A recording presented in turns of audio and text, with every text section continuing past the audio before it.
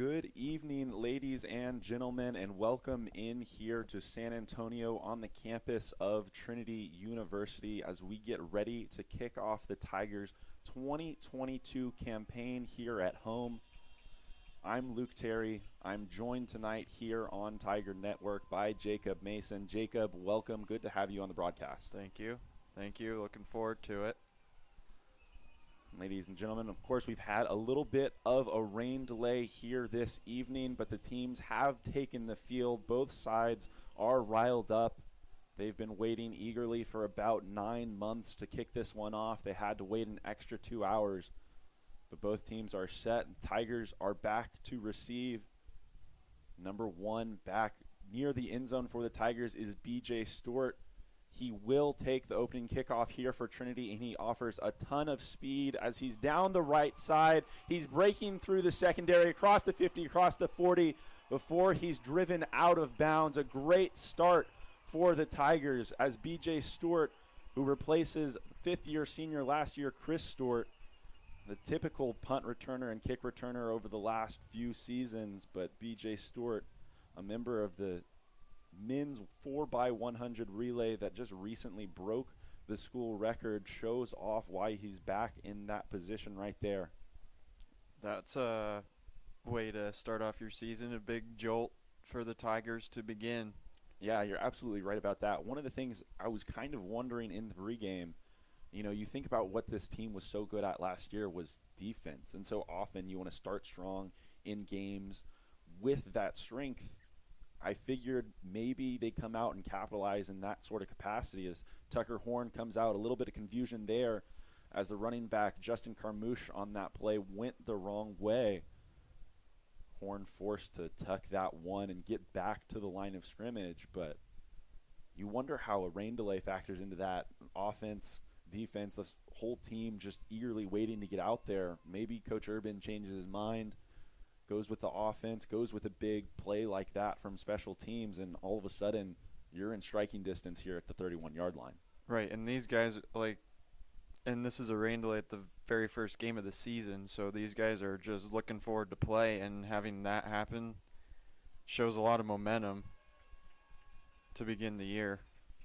That handoff going on the right side a little bit more smoothly that time around as Horn was able to connect with Carmouche, who picks up about 5. So a good, manageable 3rd and 5 here for the Tigers early on in this one.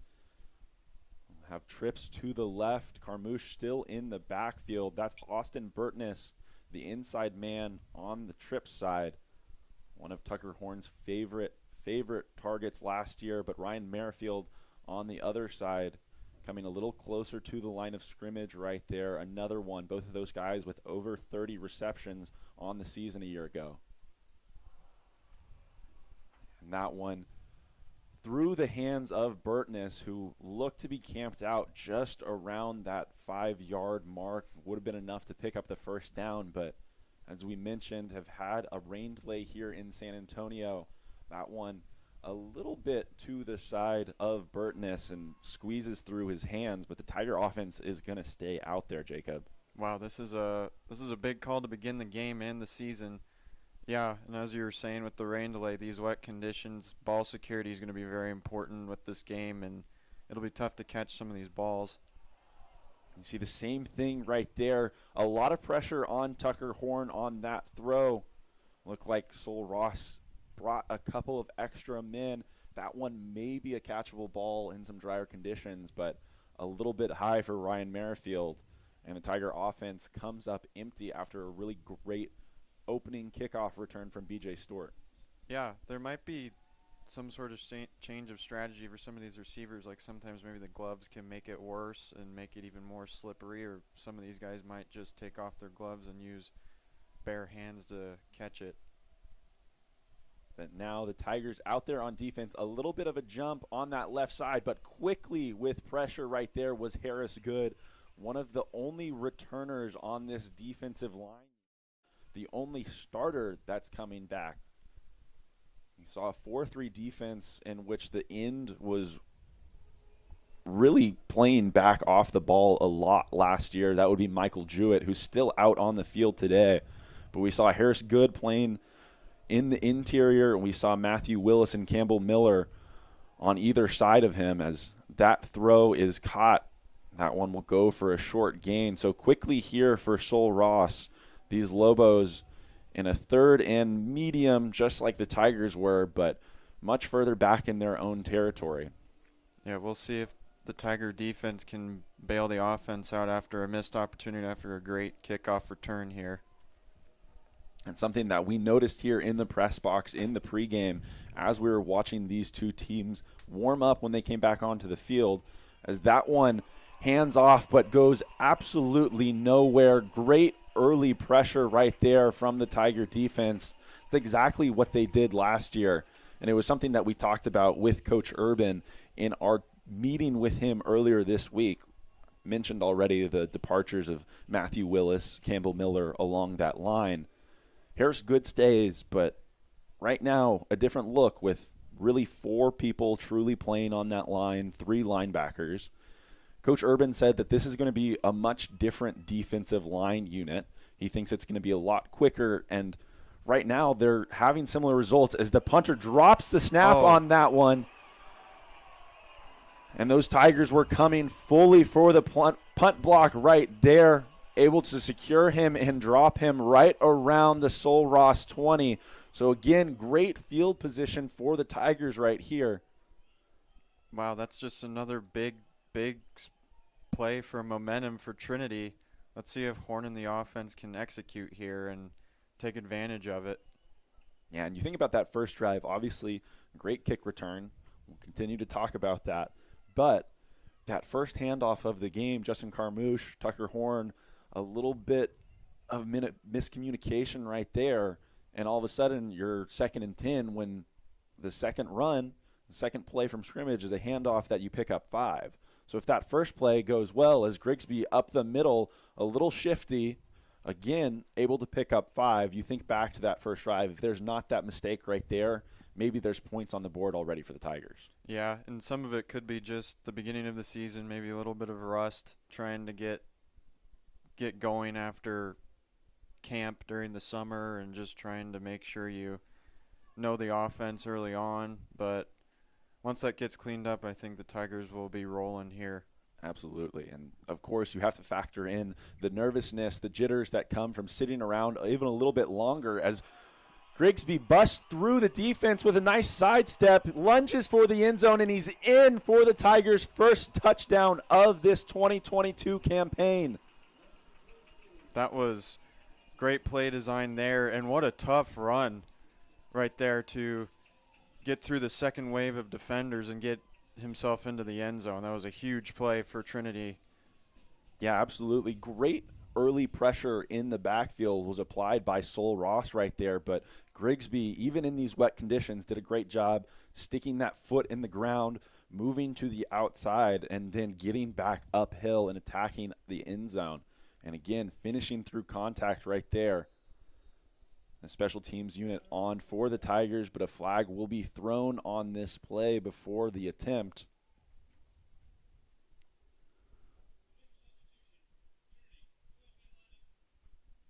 It looks like Trinity has 12 men on the field for this point after attempt, so they'll move back just a couple of yards. But one thing that we talked about a lot on the broadcast last year was the running back room. Winston Hutchison, the leader statistically for these Tigers last year in the running back category, not out there today, not sure what exactly is going on there, but Grigsby is a guy that we saw last year a lot, and it was really entertaining to watch him run because there was a little bit of a shortage in the running back room, and they moved him over from a wide receiver. If you look on our rosters right here tonight, you'll see him still listed as a wide receiver, and it could really tell, really showed last year. He ran downhill fast, attacked the defense, but early on this season, a couple of runs here on this drive, and he showed his patience.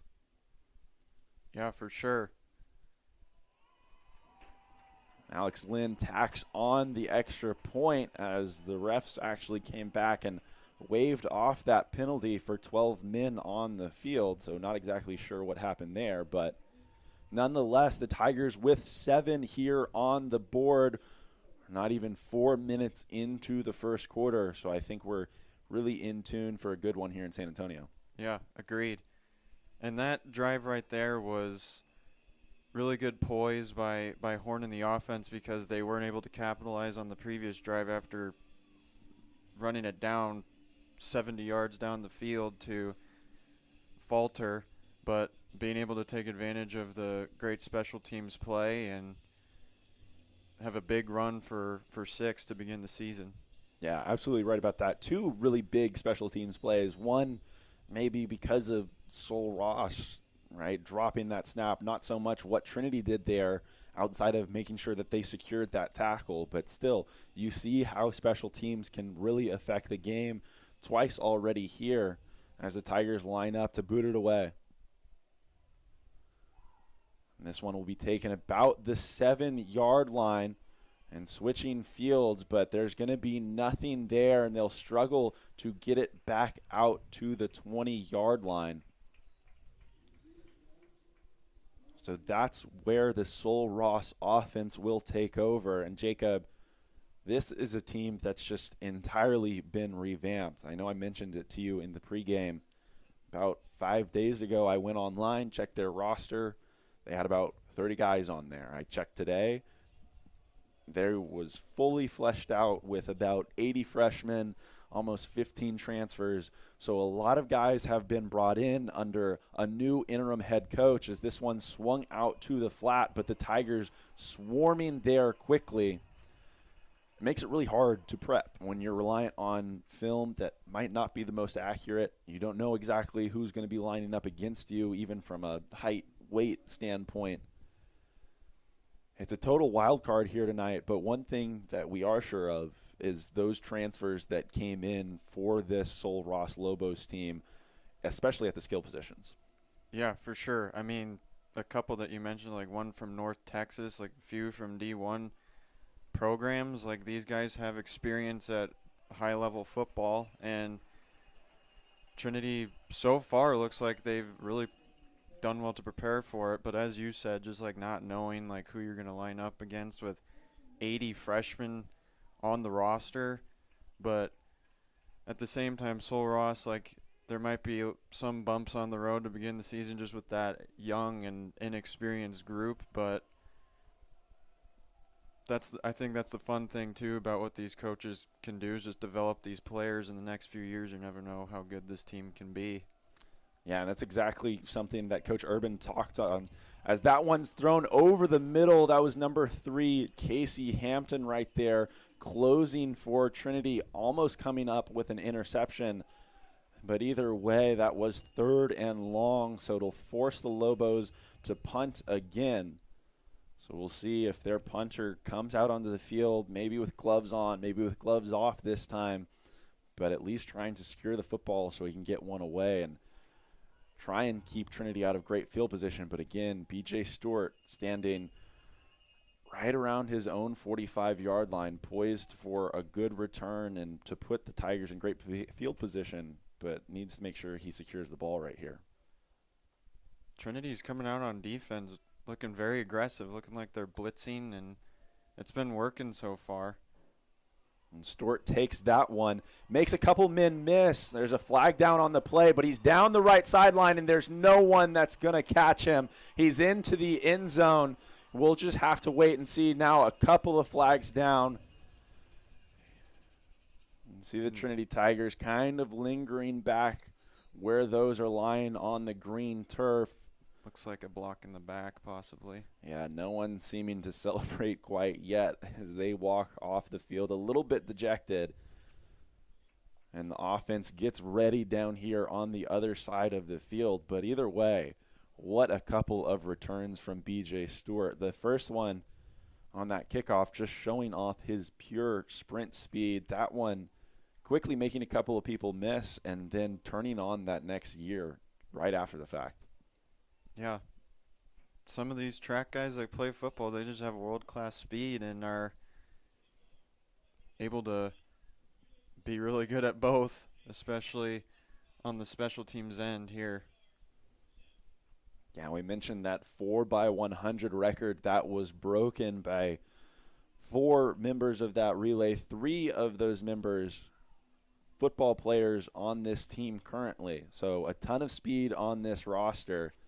I think maybe a little bit of extra motivation for those guys. They were running it, trying to break the record of their coach, head coach Jeremy Urban, entering his 9th season here for the Tigers tonight, coming off a campaign in which he was rewarded with SAA Coach of the Year honors. His horn drops back. He's going to take a shot deep.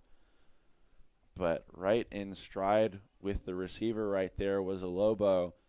That one a little bit long for Austin Burtness as he trots back to just about the 37-yard line where the Tigers have the ball on offense. Yeah, a play call like that I kind of like because it just tests what these corners and safeties are capable of on Sol Ross, and they stood the test right there. Yeah, we mentioned some wide receivers that were brought in, a lot of skill players, as that is a toss that goes to the wide receiver in motion right there. Number 19, Caleb Crawford, takes that one forward for about a 7-yard gain. It'll be a 3rd and 3 for the Tigers, just inside their 50, right about at the 44-yard line. So we've seen him go for it once on 4th down already, but obviously much deeper into Lobo territory, but certainly not something that Coach Urban shies away from. A very, very aggressive offense. And although early on in this one, the defense has looked tremendous and has done a great job of stretching out Sol Ross. There'll be no need for it right there as Tucker Horn, like he always seems to do, drops that one off to his running back. That's number 31, true freshman Johnny Milo, who's getting a little bit of run here for the Tigers. Yeah, that was a good play call. It looked like Sol Ross was just coming in with a blitz and just sent out the running back in motion and just dumped it off, and a good chunk play right there for Trinity to move the chains. Yeah, and something that we saw from Trinity and Tucker Horn a lot last year was just utilizing that check down ball, and I think it makes a lot of sense as to why he was able to finish the year with a completion percentage of 68. His pressure's on him again quickly, but he evades it, gets the ball out to the sideline, hits the receiver in his chest. Looks like that's Ryan Merrifield over there as he wipes his gloves off on his backside. So again, some difficulty securing the football early on in this one, but Tucker Horn doing a great job of evading pressure. He's really truly a pro-style quarterback. That's what we saw out of him last year. But the thing that's most impressive is he has enough mobility to evade, but he has the understanding and the maturity to stay behind the line of scrimmage, to stretch plays out side to side, and to continue to look for receivers downfield. Oh, yeah, that's a great asset to have at quarterback. Like if you can have a guy who may not be the most mobile but is able to extend plays, that's exactly what you want. He had a clean pocket that time, and again finds Caleb Crawford over the middle, that time for about 5. So again, 3rd and 5, 3rd and manageable here for Trinity. This time at Sol Ross's 28, about 29-yard line. So certainly some place that we see them, we know they're comfortable taking 2 plays, taking 2 opportunities to try and pick up this first down, but we'll see what the call is here. With 2 split out to the left, Ryan Merrifield on that right side. The handoff will go to Justin Carmouche, who's wrapped up. That play is drawn out to the left sideline. That is Legend Grigsby, number 22. Just early penetration, forcing him to go side to side. And a great stand from Sol Ross right there. Yeah, that's big time. They needed that, not giving Trinity maybe some trouble with a possible long field goal pending the penalty, but Sol Ross needed that to stop the bleeding a little bit. Yeah, and you mentioned that penalty on the play. The referee lets us know that was holding. It will be declined by Trinity, and they're going to send out the special teams unit. It's going to be number 15, Eli Gaiman, that trots back right around the Trinity 50. He'll boot this one away.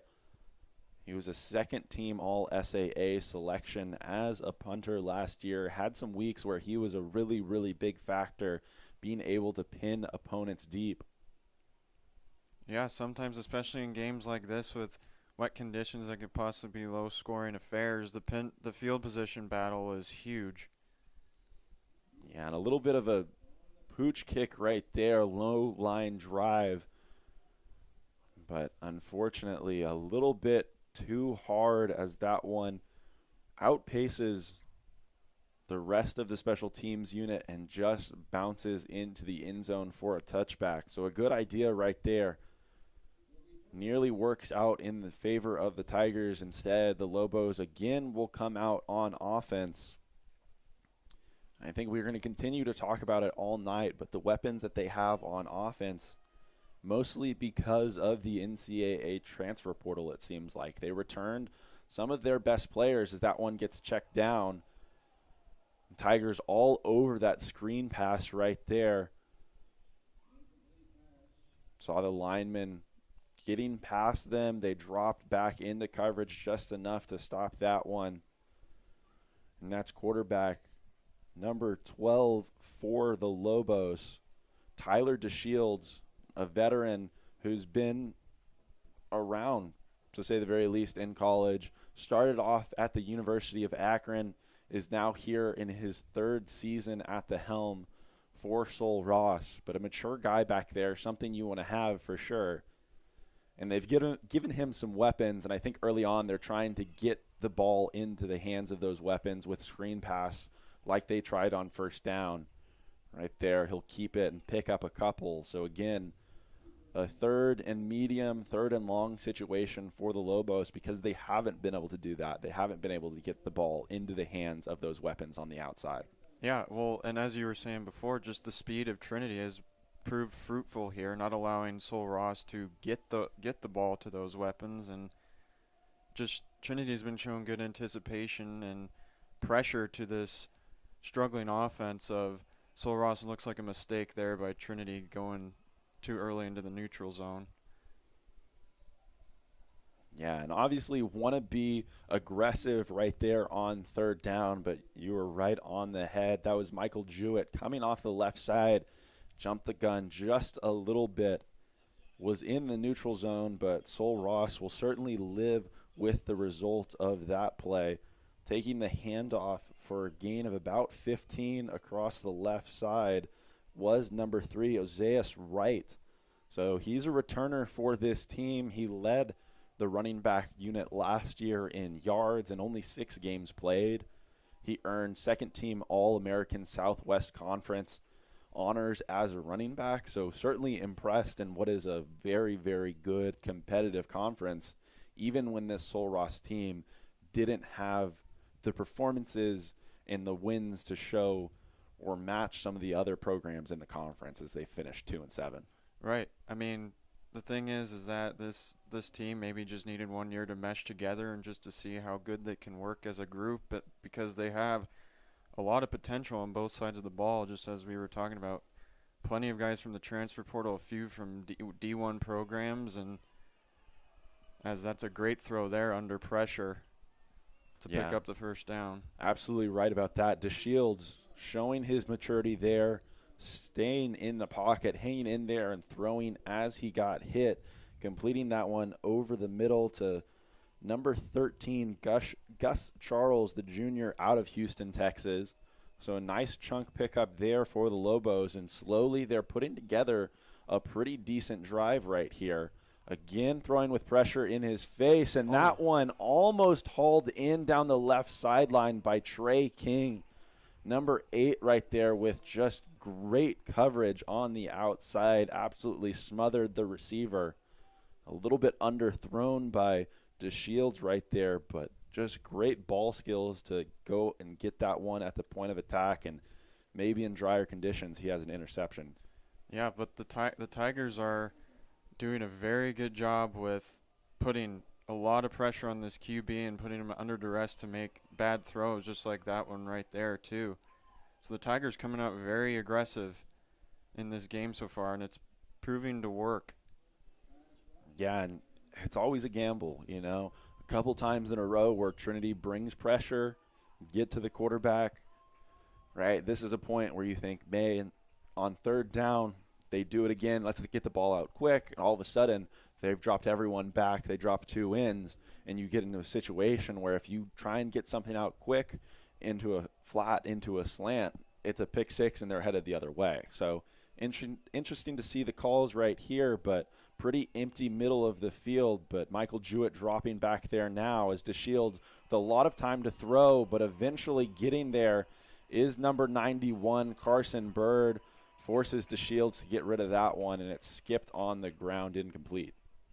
Yeah, and don't just give credit to the D-line so far, but the corners and secondary and the back end is not allowing very much room to throw the ball for DeShields, and it's been a struggle so far just finding anybody open. Yeah, absolutely right. And I think that was one of the bigger questions coming into the evening for Trinity. I mentioned number 3, Casey Hampton, almost came up with that pick earlier on. We'll stop now. DeShields and the offense still out there. He will take the snap at the Trinity 40. He'll go deep with this one. Hampton there, and he's going to let that one drop in the end zone. A really, really smart play, taking over at the 40 instead of trying to pick that one off. So Casey Hampton, he's the guy that this defense is going to rely on. He's going to be the play caller in place of Jeremy Irving, who departs after a great career here at Trinity, was honored last year, first-team member, All-SAA, was an All-American for the Tigers. He had those play-calling responsibilities, but Casey Hampton a couple times tonight, showing his ability, showing his experience, and this secondary and defense as a whole picking up right where it left off last year. Yeah, I mean, those are big shoes to fill, but so far these couple plays that he's made has proved that he's the right guy to call the plays on the defensive end of the ball. And right after the defense picks up, the offense does exactly the same. Tucker Horn connecting over the middle right there with Austin Burtness for a gain of about 15, and quickly they're back up to the line. Tucker will hand to Justin Carmouche, who re-enters this one. He's back up the middle for a gain of about 3. So a nice solid gain there on first down as Trinity now operating from the 41. And it just feels like this offense is totally in rhythm now after we saw that first drive where they were a little bit out of whack. Yeah, agreed. But at the same time, I feel like they're maybe a little bit disappointed not capitalizing on the good field position they've had really all game long and only have put up 7 points. But that was a great play right there by Horn stepping up in the pocket. Yeah, absolutely right about that. And again, Horn just doing a great job showing and displaying his awareness on the field. He was right at the sticks, at the line of scrimmage on that one when he let that ball go. But Cole Manego doing a great job of recognizing that his quarterback scrambling and setting up right in front of him. Again, the Tigers moving the sticks. They have the ball now inside, just inside the Lobos 25 and are threatening here again, but pressure coming off the edge. Horn stepping up to evade it, flipping it outside to Justin Carmouche, who has a defender to beat, and he'll bulldoze his way into the end zone. Touchdown, Trinity. Wow, what an unbelievable play by Horn to just get around those defenders. Sol Ross had him dead, and just great anticipation by Gamouche to go outside for him to dump it off to him, and just a great play by Trinity to capitalize on the amazing field position. Yeah, absolutely right about that. I can't agree with you more on that one. Couple of guys coming off the edge right there. Looked like they had Horn down in the backfield, but he flips that one up over the top. Carmouche able to do the rest. And Blake Lynn adds the extra point right there for a 14-0 Trinity lead. There's 2:23 remaining here in the first. We're going to take a quick break on Tiger Network, but we'll be right back.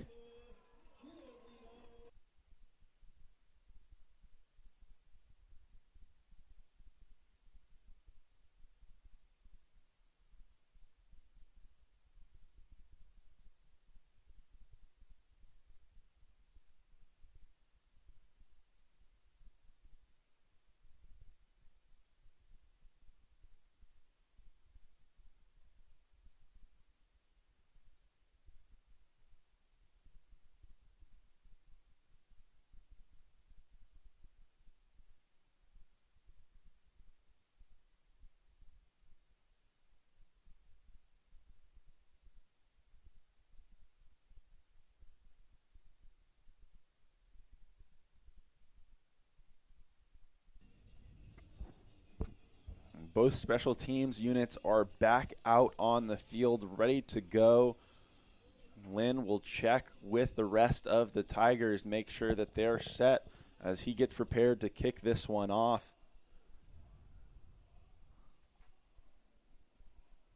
And back to return for the Lobos. That's number 3. Originally looking like he was going to go to the left side like he did on his first kick return, but trying to trip up the defenders and break it back down the right sideline, but these Tigers weren't fooled.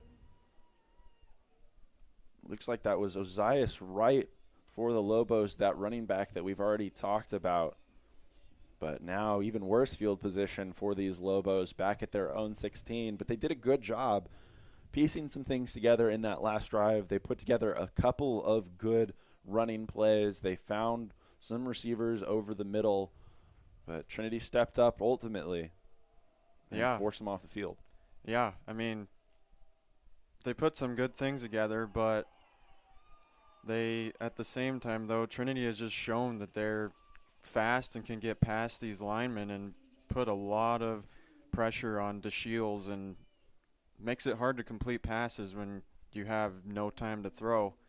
And at the back end of the secondary, as you said, there were a lot of questions coming into the year, but especially Hayward out there, who's a leader of this defense, like proving that he's ready for that role, and that secondary is playing some good football so far.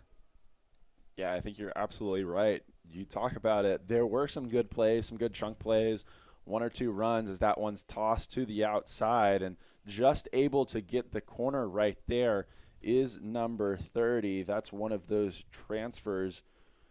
That one, Travell Lumpkin, running back here at Sul Ross, coming over from Houston Baptist. Couple of chunk running plays on that last drive, but a couple of throws under the middle that came when DeShields was under pretty heavy duress. He got hit as he was releasing the ball a couple of times. So great job by this defensive line early on in this one, and more often than not, the secondary has been able to hold up their end as well. Yeah, and I mean, I don't know, maybe at half or like maybe the next couple possessions, Sul Ross needs to think about like changing protection, like maybe put a couple tight ends to block instead of a 5-man protection to a 7 or 6-man protection, just to give the Shields just a little more time, because it's almost like now that Sul Ross is afraid to throw because I think that run was just to give a little more room for the punter. Yeah, I think you're absolutely right about that. And just such a difficult position to be in. You talk about this Trinity defense in that front that looks a little bit different tonight than it did last year. Last year, a lot of times opting to just rush Good, Campbell, Miller, and Matthew Willis. Just those 3 men on the front. Going for one more this year, but what these Tigers have been so good at, as there's a lot of pressure right there, but B.J. Stewart will have this one on a low line drive. He's down the left side of the field. He's going to switch that one back just a little bit, but just ultimately dive forward to the 29 to give these Tigers great field position.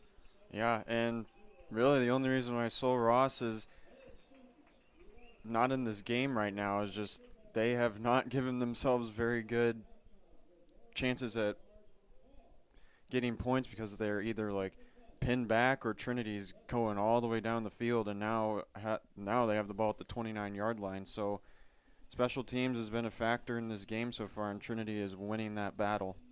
Yeah, absolutely right about that. And you mentioned Tigers will have the ball at the 29-yard line. The end of the first quarter here in San Antonio. Trinity with a 14-0 lead over Sul Ross State. We'll take another quick break and be back in just 1 second.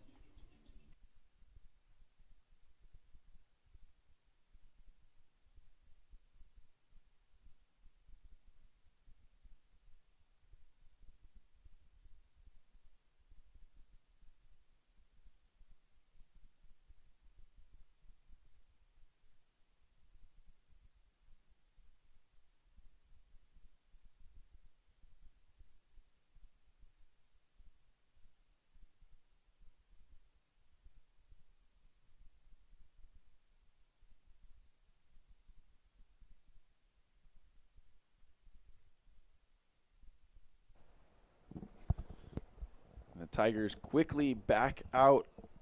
Offense set up here in a Twins formation. The bottom of your screen. On the inside is again Austin Burtness. Now down split beneath the number, even out of view of your screen, is number 18. That's who's going to come up with the reception. That's Carter Self, the junior wide receiver from North Richland Hills, in for that quick slant. And a good play design there from Trinity as they put the man in motion and sent him down the sideline. And that wide man who is set beneath the numbers comes in, and a ton of space right there. Maybe a bit of a better ball from Horn right there allows him to operate and make a man miss. But either way, the Tigers in good field position. And a 2nd and 3 here. Yeah, that was just a good play design, just sending Stewart out because he was in the slot and put him in motion, and that cheated all the defenders back to try and get to him because they know how quick he is, and allowed an open receiver to get open, and Horn putting the ball right on the numbers. Another quick throw right there. That one, an attempt to Ryan Merrifield, again on the right side of the field. That one ending up incomplete, a little bit low. Tigers offense out there right now. Horn in the backfield, joined by Legend Grigsby. Got 6 men on the line. That left side overloaded, and that's exactly where Grigsby is going to go. Puts his head down as the defender makes contact with him, but he'll flip forward for a gain of about 8 right there. And the Tigers will have a first down at the 15-yard line. That was another good play.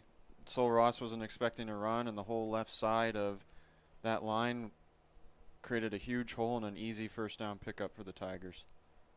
Grigsby still out there in the backfield with Horn, but he'll switch sides right now. It's Ryan Merrifield at the bottom of the screen, but Horn looking over the middle, stepping up, and now escaping to the outside. He's going to take off and pick up about 5, but a flag is going to come in on that play.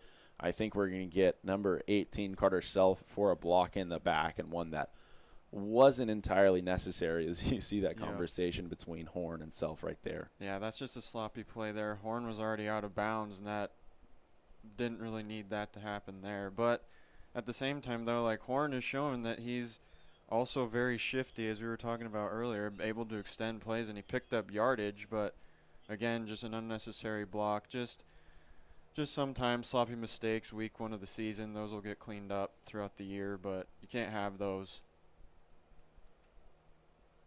So now Tigers, after that penalty, will be forced back 10 yards to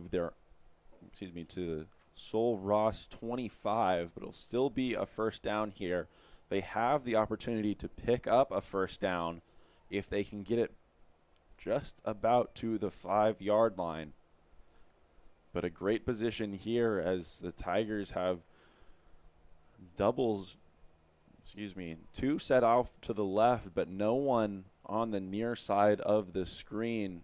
They have that sniffer in the backfield, but he's going to take a deep ball right there, and he has his man with a great back shoulder throw right there. He's able to hook up with the senior Caleb Crawford. That was a beautiful throw by Horn, perfect ball placement, and just completing the play by Caleb Crawford. That's just a well-designed play there, and the Tigers put up another 6. Yeah, and again, you think about that formation. You have one runner in the backfield. You have that sniffer. You have 2 set off to that short side of the field on your left, and then no one in a ton of green on the right side. After you get forced back into a 1st and 20, I'm sure defensively you're thinking, hey, they want to try and get a little bit of it back right here. But for the offense, a great time to take a shot. And it was the man in the slot right there who just took off and got great separation off the line. And Tucker Horn put the ball right on the money. Yeah, no, and as you said, I mean, that play, just the way the line was lined up for Trinity, looked like, and Sol Ross probably anticipated them to just run and maybe get a few of those yards back. But instead, it was just perfect play call, just sending a guy out on a streak, and perfectly placed ball by Horn. Just a beautiful play. So now all of a sudden, after Sol Ross was able to hold Trinity to just 14 points. Again, a great Trinity offense that averaged over 40 a game last year, threw for almost 300, ran for about 140. They did everything right. It was a really, really balanced offense. They could have run the ball more. They could have thrown the ball more. But it just complemented each other so well. And now, here early on in the second, just a couple of plays in, they have 21 points on the board. And Sol Ross, after maybe one drive that they look to have a little bit of hope, have been kept in check for the most part. Yeah, and a lot of this stuff, like early in the season, is just like a learning process about you and your team and figuring out the plays that can work and the plays that don't work and maybe scrapping those and just keep watching film and adapting more play calls or trying to build off of the plays that are working. But sometimes it's just a learning process. But Trinity has shown that they're poised to have a good start to the season right here, though. Now, a couple times in a row, we've seen some not very favorable kickoff returns from this Sol Ross State team. And a couple of times in a row where they were at least at the 20 to start their drives, but now a couple of times when they've been pinned back to the 15 as DeShields goes deep on that one, and somehow it's hauled in right there by number 21. That Lobo is Eddie Senegal, one of those transfers that we've been talking about this evening, going up against Casey Hampton, that field safety for Trinity, and just a beautifully placed ball, but even better concentration to catch that one, just as we were talking about how much this Lobo offense needed it. Yeah, well, and the big key there is there was much better protection. DeShields had much more time to throw the ball, and that allowed the big play to happen, and that's another good run there for Sol Ross State. Yeah, that's number 30, Travell Lumpkin, with another pretty good run. We called his name earlier as he was able to get around the edge. But now we've seen Sol Ross go through this left side of their line a couple times in a row and have really pretty good success with it. They line up in trips right here and get the ball out quickly. That one is completed to that inside man.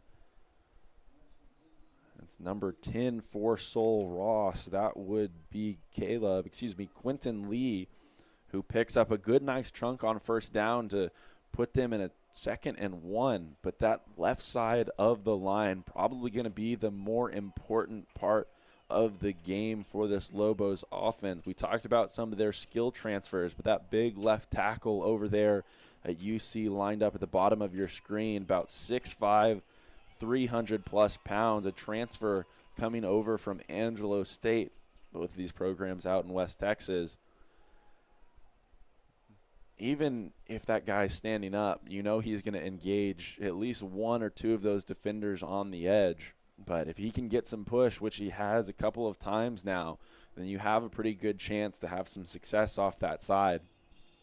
Yeah, and Trinity maybe could adjust like throughout the game and possibly double team him and try and get another guy to go through and get to the quarterback. But yeah, just the key is that left side of the line, as you said, and 2 straight plays rolling out to the left and throwing that deep ball, and then another time just running up that left side and getting a first down has shown that Sol Ross has possibly made a couple of adjustments and has put a good drive together. Yeah, absolutely right about that. But stalemated on that last one right there. That 2nd and 1 opportunity came up fruitless. So a 3rd and 1 here. DeShields will be by himself in the backfield. And you have to imagine this is a really great opportunity for him to run a quarterback sneak. Maybe a 1-step drop and then take off up the middle right here. But you could also see him try and get rid of the ball quickly. Yeah, 5 wide. Interesting. It's a good play call, though. Just got the out route and easy first down there. Yeah, and a really good, strong throw all the way across the field. That ball was set up on the near hash, but he had no issue throwing that little out all the way across the field, showing his strength right there. And now the Lobos in a great spot right about the Trinity 20, call it the 17-yard line, 1st and 10 here. And after that big chunk play, a little bit of life breathed into this offense. Yeah, this is a huge drive for Sul Ross State here to stop the bleeding a little bit and maybe get points on the board, so can give some momentum to their defense and maybe get a quick stop. Taking a play out of the Trinity playbook right there is DeShields. He'll check that one down to Lumpkin as there was some pressure off that right side, but he's going to take the yardage. He'll get about 3 right there on 1st down. So 2nd and 7. They've had some success on that left side running the ball. Now with a little bit of a more conservative Trinity defense up 21-0, he's been able to complete some short passes, and those receivers have more or less been able to make the most of those opportunities, even if they've been running out of bounds or had defenders right on them immediately. Right. DeShields with a lot of time right there, as that was a Tiger defensive lineman who was trying to secure him, but stumbling around back there. He wasn't able to get to his feet. DeShields got to that right sideline, patiently found his receiver right there, and that was a number that I think we knew eventually we were going to have to call. That's Vicente Luevano, number 6 for the Lobos. The only big name in that wide receiver group that we knew was going to be a factor as a returner this evening was heads and shoulders above the rest of the group that was there last year. About 20 to 30 more receptions than the next closest player, about 400 more yards. There was only one other player that had multiple receiving touchdowns, and they only had 2 as compared to his 5. So he starts his 2022 campaign off with a bang, and again breathes a little bit of life into Sul Ross right there. Yeah, no, that was a huge drive, much needed, but that play was great. Like, DeShields made a perfect throw because he threw basically into double coverage, but just the big body of Luevano was able to just come down with the ball in the corner of the end zone. But just big swing of momentum, and honestly, this is a big kickoff for Sul Ross right now. They cannot let Trinity and Stewart run free to get good field position. The key is they need to either kick it out of the end zone or make a stop at least. Yeah, you're absolutely right about that. I don't think in these conditions you're going to have a whole lot of luck kicking out of the end zone. The flag's not blowing any which way on those goalposts, but I think more likely we're going to see a little bit of a squib up the middle, hopefully. But instead, they're going to kick to Stewart, and he's going to have another great opportunity as he gets this one off to a running start. Makes a man miss. He's off across the 50. A great, great return. It's exactly what you want to avoid.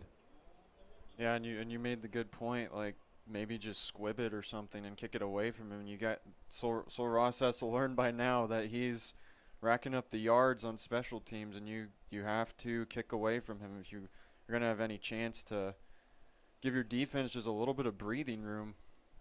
Yeah, I think the big thing on top of this is those flags aren't blowing super hard in any particular direction, but either way, this Sul Ross special teams unit hasn't been able to, 1, on punts, get some hang time on the ball to allow the defense to get down there, and 2, they haven't even sent it into the end zone. Stewart's been fielding these at about the 10, 15, 20-yard line, and he's starting with his feet on the goal. So he's getting a great running start, hitting the holes hard, and, of course, we've seen a couple of results with probably well over 100 return yards, and that's just on these kickoffs. Yeah. So a penalty right there for the Tigers will set them back by 5 yards. They'll be just exactly on the 50, and Horn will take another shot down the field. That's Austin Burtness, who is smothered right there, but a flag is going to come in from the referee in the middle of the field. It looks like that line judge that was playing the boundary was okay with everything that happened, but I think a little bit of a contact there between Burtness, number 2 for the Tigers, and number 1, James Parker for the Lobos. That's exactly what they're going to call. Defensive pass interference is going to give Trinity a first down, and of course, at this level, that will be a spot foul. So the Tigers, well, maybe more or less a spot foul, maybe more or less a plus 10 right there. But either way, Tigers operating with a first down. Yeah, and if you're Sul Ross State, you can't have those mistakes, especially when you're down by 14 and Trinity already has good field position. And a great run. Again, number 31, true freshman Johnny Milo into the game, galloping and making a man miss in the middle of the field after he got through that initial line. So he's able to pick up about 5 right there, but a couple of really strong runs by that young Tiger. Yeah, and this has been the thing that Trinity's been doing well all game, is just being able to get little mini chunk plays and give themselves, if they don't complete a pass here or like before, they'd still have a third and manageable and are able to capitalize much easier. So again, Horn lined up about 5 yards deep with Milo another 4 behind him, so he'll get a full head of steam as he takes that handoff just about to the 31,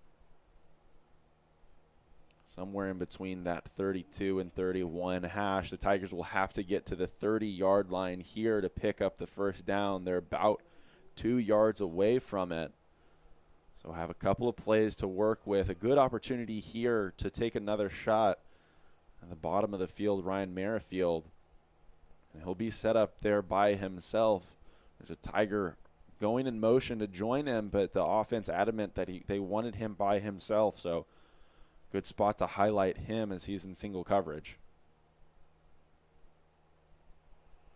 Big sack there. Much needed for Sul Ross. Yeah, and Johnny Milo right there, not able to withstand the pressure of that man coming off the edge. Tucker has done a great job of stepping up in the pocket, but Milo just not engaging that defender for long enough, so he's able to, one, get pressure to force Milo back, force him into Horn so he steps up, but then 2, disengage, toss the running back, and then ultimately come up with a sack right there. And that's a big play right there too, because now Trinity's forced to go for it because of the wet conditions you've been talking about. Probably too far for a field goal and taking a shot. Oh, what a play there. And that's number 1, B.J. Stewart, who's now done it on special teams and does it there on offense. A couple of times that we've seen the Tigers just put one in the slot and let him take off, and he shows his speed off there, but even more impressively shows off that concentration. The defensive back, not entirely sure where the ball was on that play, but was still pretty tight to Stewart, who was able to disengage and come down with that one as he slid. And that one handed off up the middle, and he gets wrapped up, but he's not going to get taken down. Justin Carmouche with his first rushing touchdown of the season, but he'll tally his second of the evening overall, as he had that reception earlier when he flipped into the end zone. So Sul Ross with a great opportunity right there on a long 4th down that they created, right? It was a 3rd and short. They got home, but Trinity just continuing to show their aggressiveness and just continuing to show how calm and collected they can be. They convert on 4th and long, and immediately they turn it into points. Yeah, no, that play really blows the wind out of Sul Ross State's sails right there. But just another just great play call by Trinity, using their speed to their advantage. It just goes to show that although it looks like Sul Ross State might be the bigger team, it shows that speed kills, and Trinity's really taken advantage of that so far tonight. So now 28-7, Sul Ross was able to get onto the board to make it a 2-score game, but Trinity pushes it back to 3. 6.5 minutes left here in the half. An opportunity for Sul Ross to get the ball back here. They can put the ball in the end zone, take some time off the clock. They're going to get it back to start the second half. So a really, really important drive here for the Lobos in a couple of different facets. But I think first it starts with taking care of the ball, and it starts here on special teams with doing your job and really committing. I think that's been one of the biggest issues on the last couple of kick returns. They've been a little bit hesitant. On the other side of the ball, you've looked at B.J. Stewart, who just puts his head down and takes off, and it's proved incredibly successful. So for the Lobos, trying to get at least out to the 20, 25, 30-yard line, give them some breathing room from their own end zone, and then let DeShields, who has just created and drawn time out in the backfield and ultimately put some points up on the board for his team, if you can let him do that here, then you might have the opportunity to put yourself in really good position. Yeah, I agree. And if I'm Sul Ross State, I'm looking to score a touchdown, maybe get a stop and get a field goal before half. And if you're sitting 28-17 for the half, you got to be feeling good. But again, just another not great kick return there to not give their offense enough breathing room. That's just an adjustment that they're going to have to try to make at the half, because the Shields in this offense has proven that they can move the ball and score. It's just a matter of giving them more room and a little bit more opportunity to go down and score instead of being conservative back, pinned deep in their own territory. Yeah, we talked about the low line drive kicks and punts from Sul Ross that B.J. Stewart has been able to return pretty successfully. But on this flip side, that's Lynn back there kicking off for the Tigers as this handoff goes up the middle for another 5 yards. And he's done a great job of getting air under the football. But I think you're exactly right. They have to have a conversation. They have to let it bounce, go through the back of the end zone, not waste their energy on those plays where they're only getting out to about the 16, 17, 18-yard line. Instead, take the ball at the 25. Yeah, yep. Totally agree with that. And, I mean, that's really been the highlight of the game for me at least, is just that it's been completely lopsided field position-wise. It's just great penetration there and a great sack for Trinity. Yeah, and DeShields looking to the near side of the field all the way right there. Had no protection and had his dump off, and his running back running free on the right side, but he was blind to Michael Jewett coming off the edge, and he made him pay the price. So DeShields walking a little slowly, trying to get things back under control right here. He'll send the man in motion. It's a 3rd and long, and now the script has totally changed as Trinity could have an opportunity to get the ball back and put some points on the field, but the Shields will go long. That one thrown up, almost intercepted. That was number 26 right there, Malik Ross in coverage for the Tigers. A little bit underthrown because of the pressure put on DeShields, throwing that one off his back foot. But ultimately avoided disaster. Maybe according to some, according to others, this line drive punt to B.J. Stewart hasn't been any better. Yeah, I mean, it's almost as if they may have preferred him to just pick it off, because they haven't had any answer for B.J. Stewart on the special teams end. So we've seen one dropped snap on special teams already tonight. That one handled cleanly, and that punt, nice spiral with a little bit more room underneath it. Stewart going to let it bounce as it took a little bit of an awkward skip right when it got to him. So for the first time tonight, at least the first time I can remember, the Tigers right around their own 30-yard line to start a drive, and kind of funny to think about. That's still pretty good field position, especially when you compare to where Sul Ross has been. Yeah, but if you're Sul Ross, you'll take that. And that, to your point, was just a much better punt by Sul Ross, just being able to get it higher in the air and not allow Stewart to have a big return on that one. Yeah, and that's Chris Ruiz, who's been back there punting for the Lobos this evening. So hats off to him on a great job on that punt. There's a little bit of a meeting right at midfield between the referees, some flags down on the field. We'll see what the call is here. And that's going to be holding on Trinity. A couple of players got caught on that one, so that will force the ball back another 10 yards.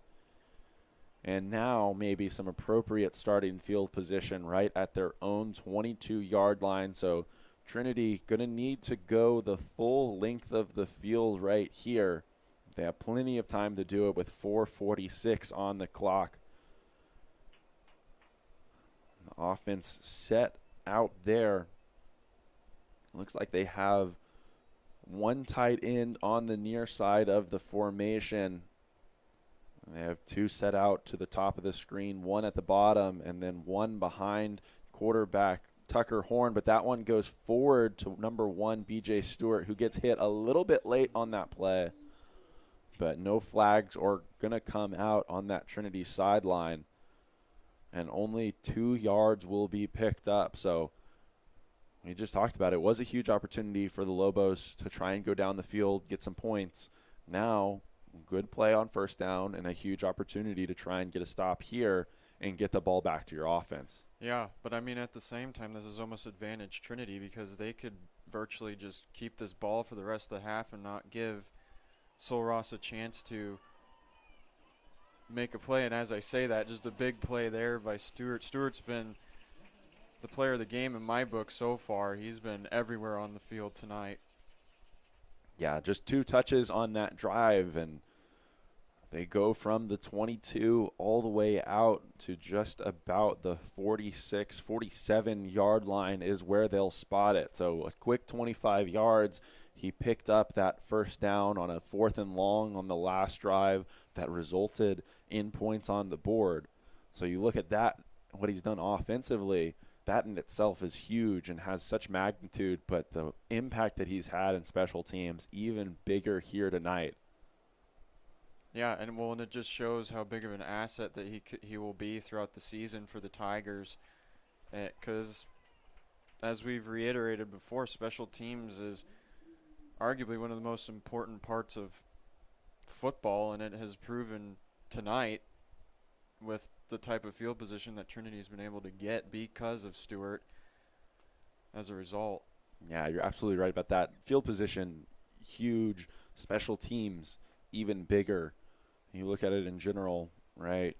The ability, even at this level of competition, Division III, when you have a great kicker, great punter, when you have someone that can kick and give you an extra 3 points when the clock's running out at half, those kind of things are just priceless for a team. As Horn takes a shot down the right side, Burtness with a nice adjustment there coming back as the defender fell down.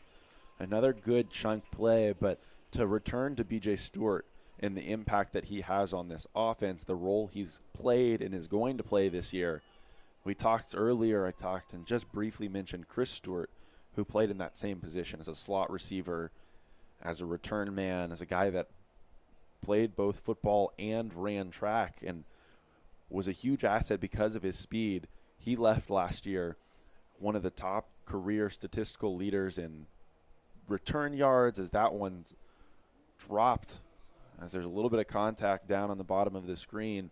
He's a career leader in return yards, in receiving yards, has a huge impact, wins the Special Teams Player of the Year award last year in the conference, and then he departs. It's a huge role to fill, but immediately you see the value of a guy like B.J. Stewart, and just imagine what he's going to be able to do this season.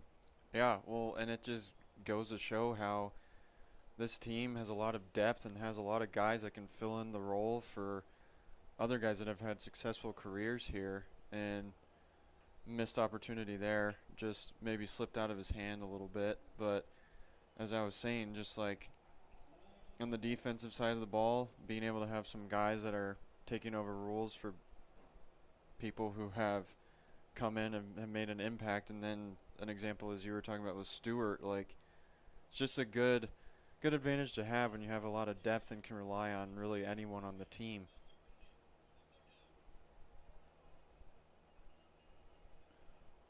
You talk about a missed opportunity right there. Looked like the defender had his hand on Tucker Horn's non-throwing shoulder as he was letting that one go. So tough job to try and sling that one out into the flat, and obviously winds up incomplete. But a penalty on Sol Ross gives the Tigers a little bit more hope here, as this now turns into a 3rd and medium. That sniffer back behind the offensive line again to split to the strong side of the field. This time the handoff will go up the middle, and that one only going to go for about 2 yards. So a fourth down here again with just 2 minutes remaining here in the first half. So another big spot for both of these teams. We've seen Trinity convert on a couple of fourth downs. We've seen Sul Ross score only once here in the first half. So a huge spot and could provide a huge swing of momentum one way or the other here in this game. Yeah, I totally agree. And Coach Meyer again just showing that he just keeps testing Sul Ross, and let's see if it works here, and it does. Seems like Trinity time and time again, when there's like a lot of pressure on them, maybe the momentum can shift, just moves the change and keeps that momentum on their side. Just well executed plays on fourth down so far in this game for Trinity has really been a big difference maker. Yeah, just another strong throw right on the numbers from Tucker Horn right there. Again, connecting with Austin Burtness over the middle. Gets just enough for the first down. So the Tigers right around the 12-yard line of the Lobos have the opportunity to pick up a first at the 2, but just 50 seconds left in the half. Horn taking his time. He'll hand the ball off to Johnny Milo, who has some space on the right side, cuts it back, but it's going to take 3 defenders to ultimately bring him down inside the 5-yard line. As you see things getting a little chippy there between some members of the receiving corps and the defensive backs of Sul Ross. There's been a little bit of extracurricular in the past couple of drives that we've seen in the corners of the end zone. I think that's why we had that penalty a couple of plays ago. Some unsportsmanlike conduct happening. So I think the refs just trying to stay in control of this game right now. But the Tigers will take a timeout. 28 seconds left on the clock. A 2nd and 2 right here from the 3-yard line. And just great opportunity to punch one in right before the half. I think it would just be completely, totally deflating if they could go up 35-7 right here. Yeah, I agree.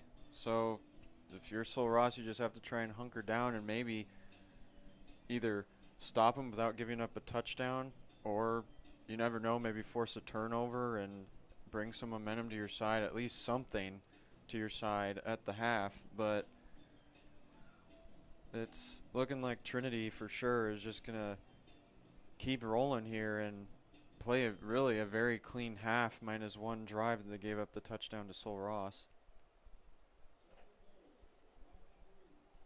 So the personnel out there will be Horn, joined still by Milo in the backfield. You see number 84 lined up off the right tackle.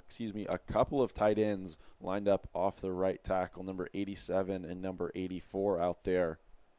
And then the 2 split to the left. On the top of your screen, number 3 is Cole Monego, and the slot number 18, Carter Self. So the officials having a little bit of discussion as they place the ball here, but it looks like things are ready to go now as they'll back out of there. And they'll get set in their spots. So that ump will retreat into the end zone. Tucker Horn set to receive the snap right here, and a lot of Lobos in the box.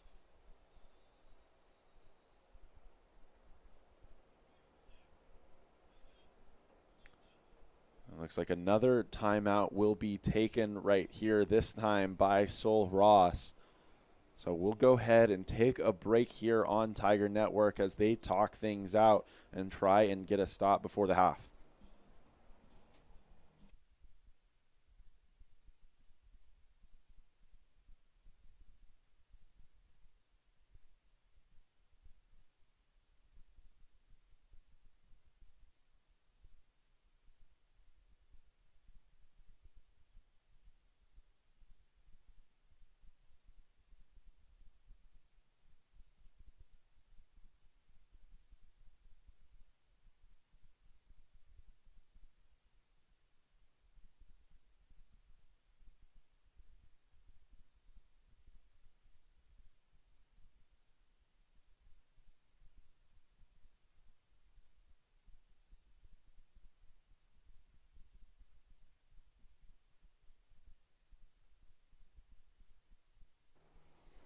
So it's the same offensive set for Trinity right there. That timeout from Sol Ross, not deterring them or forcing them to change their minds in any capacity. So the referees will jog back to their spots, and now Tigers ball set. Tucker Horn back, waiting the snap. He'll take it, and again, hand to Johnny Milo, who goes backwards just a little bit, but absorbs the contact right there and is able to get over the top of the end zone, top of the defender to get into the end zone for another Trinity touchdown. That'll put him up 34-7. But a great job from Milo right there. I've seen that formation a couple of times with the two tight ends on the right side of the line, and it looked like it was going to be a run strong just right up the middle, but a lot of traffic as the Lobos loaded the box right there. Milo jumping it back, bubbling a little bit to the 5-yard line, going backwards, but giving himself just enough real estate to eventually find the end zone. Yeah, I mean, I was almost wondering, like, during the play if it was really necessary for him to bounce it to the outside, but obviously he knew more than I did and got into the end zone. But, yeah, as you said, I guess just, like, traffic built up and he had to bounce it to the outside. But it just shows, like, the potential that he has. He's showing a lot of patience during his runs and is showing his strength, being able to fight his way into the end zone there. And just a backbreaker, really, for Sol Ross State to give up a touchdown this late in the half. Yeah, absolutely right about that. We'll see the special teams unit trot back out there. Number 89, Blake Lynn, who's also done a tremendous job this evening. Going a little bit under the radar, right? You look at what's happened so far, 35-7 game. The defense has done its job outside of that one possession. The offense has been great, putting up 35 points. Special teams across the board have been really good, but I think you'd point to B.J. Stewart. But Blake Lynn, again, doing a really great job of putting the ball deep and keeping it up in the air long enough for this unit to get down the field and keep Sol Ross inside their 20 for pretty much every possession that they've had today. Yeah, agreed. And I mean, it just shows that you need to give more love to kickers and special teams because, and this time a missed tackle right there is going to allow them to sneak out a little bit further than they have. But again, does a great job, puts them in a position to try and down Sol Ross within the 15, maybe even within the 10 on that one. But yeah, I mean, although that was a little bit better of a return, I mean, that's basically the best field position that Sol Ross State has had all game. And as you're saying, like, we need to give more credit to Lynn and, like, what he's been able to do all game too. And either way, even though that one gets out to almost the 30, the Lobos only going to have 14 seconds to work with here. As the clock winds to a close, they're just going to hand that one off. And they're going to have some things to talk about in the locker room tonight. It's been all Trinity to this point as the clock hits the zeros. 35-7 here at the half. We'll get some stats for you. I think namely we want to see exactly what B.J. Stewart has been able to do just total yardage-wise. He's been great in the return game, but he's made a couple of really nice receptions, that one that we talked about on 4th down.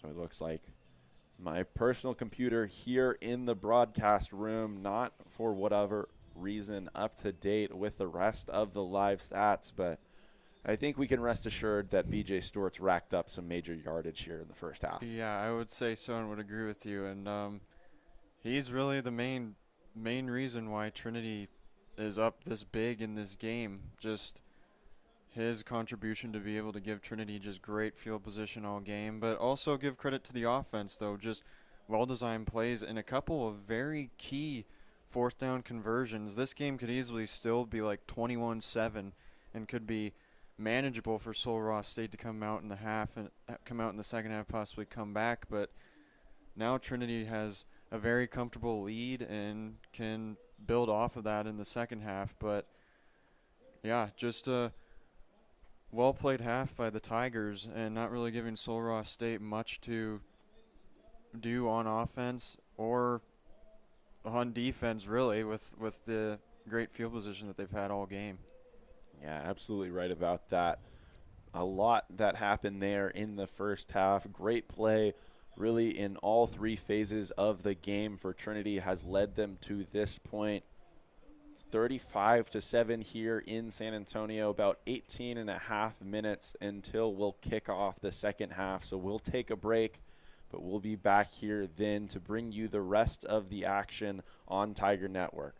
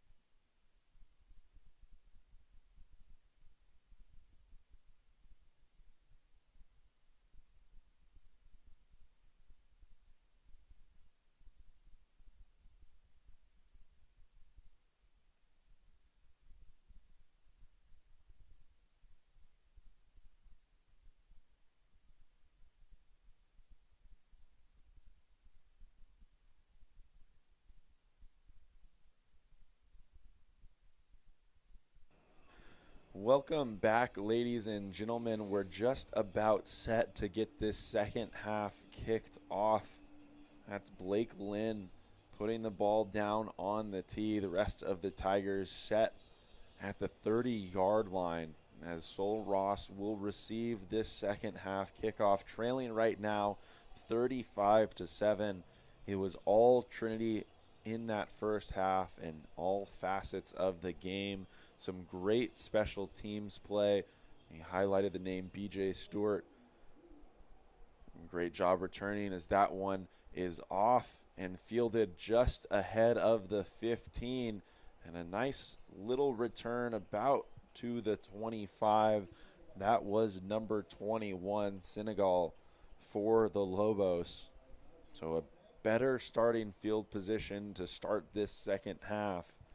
And they'll send DeShields back out with the rest of the offense, looking to try and get some things going and really continue to string things together. You think about the couple of drives they had, especially that scoring drive that they churned out about halfway through that second half. It took some bigger chunk plays. It took a really deep ball over the middle for them to get into Trinity territory. They haven't really been incredibly successful at just continuously getting those 5-yard pickups, but DeShields doing a nice job, impressively flipping that one to number 3 on the outside. He'll pick up 7 right there. That's that running back name we've mentioned a couple of times already, Ozias Wright, who gets that one out across the 30. Kind of to your point earlier, just Trinity's just done a great job of not really giving up the big play this game, which for any offense, it makes it hard to move the ball. As a result, it just really can't at some point, especially since Trinity's put so much pressure on DeShields so far. Yeah, he's just been under duress pretty much all game long. There's been a couple of plays where he's been able to stretch it out to the outside, including that one we saw him find his receiver on the edge of the end zone for the touchdown. But when the defense, like Harris Good right there, has kept him inside, there's been nothing working for the Lobos, and that one was almost immediate. It looked like both players, DeShields and Ozias Wright, had their hands on the football right there. Harris Good just tackled both of them. Yeah, I was going to say that. I don't know if that'll be recorded as a sack or just a tackle for loss, but he just went right through the line like a bulldozer and just got them both. What a play. Yeah, and Harris Good, we talked about him a little bit in that first half. The only returner off of a really, really good defensive line group last year, one that was tops in the NCAA and rushing yards allowed per game. This defense, one of the best NCAA defenses amongst Division III schools in total yards allowed. I think they were number 2 overall on the 2021 campaign. And he shows right there the things that he's best at. He's such a unique blend of size, of speed, of quickness. He's listed on the roster at 5'11", about 270. But the way he got to the quarterback and to the running back at that mesh point right there, he plays so quick for someone that size. As DeShields let that one go, Malik Ross able to get up and at least tip it out of bounds. It shows why Harris Good is so valuable to this defense. He gets back there and he's a disruptor almost immediately. And when you have so many speedy guys around him on that defensive line group and amongst those linebackers, then everyone else is following suit pretty quickly. So even when DeShields has been able to avoid and evade that first rusher, he's had someone else, maybe 2 or 3 guys in his face really quickly after the fact. Well, and that's a big key, right? Like the thing is with defense and teams in general is that if you have one guy that's really good, that's great. But the thing is, Sol Ross or like any other team could just adjust to that and be able to move the ball pretty easily. But when you have so many other skilled guys around you that are able to do the same things that you do, it just makes it virtually impossible to move the ball as another 3-and-out right here for Sul Ross State. Just hasn't really been able to do anything all game. Just impressive play for Trinity so far on the defensive side of the ball.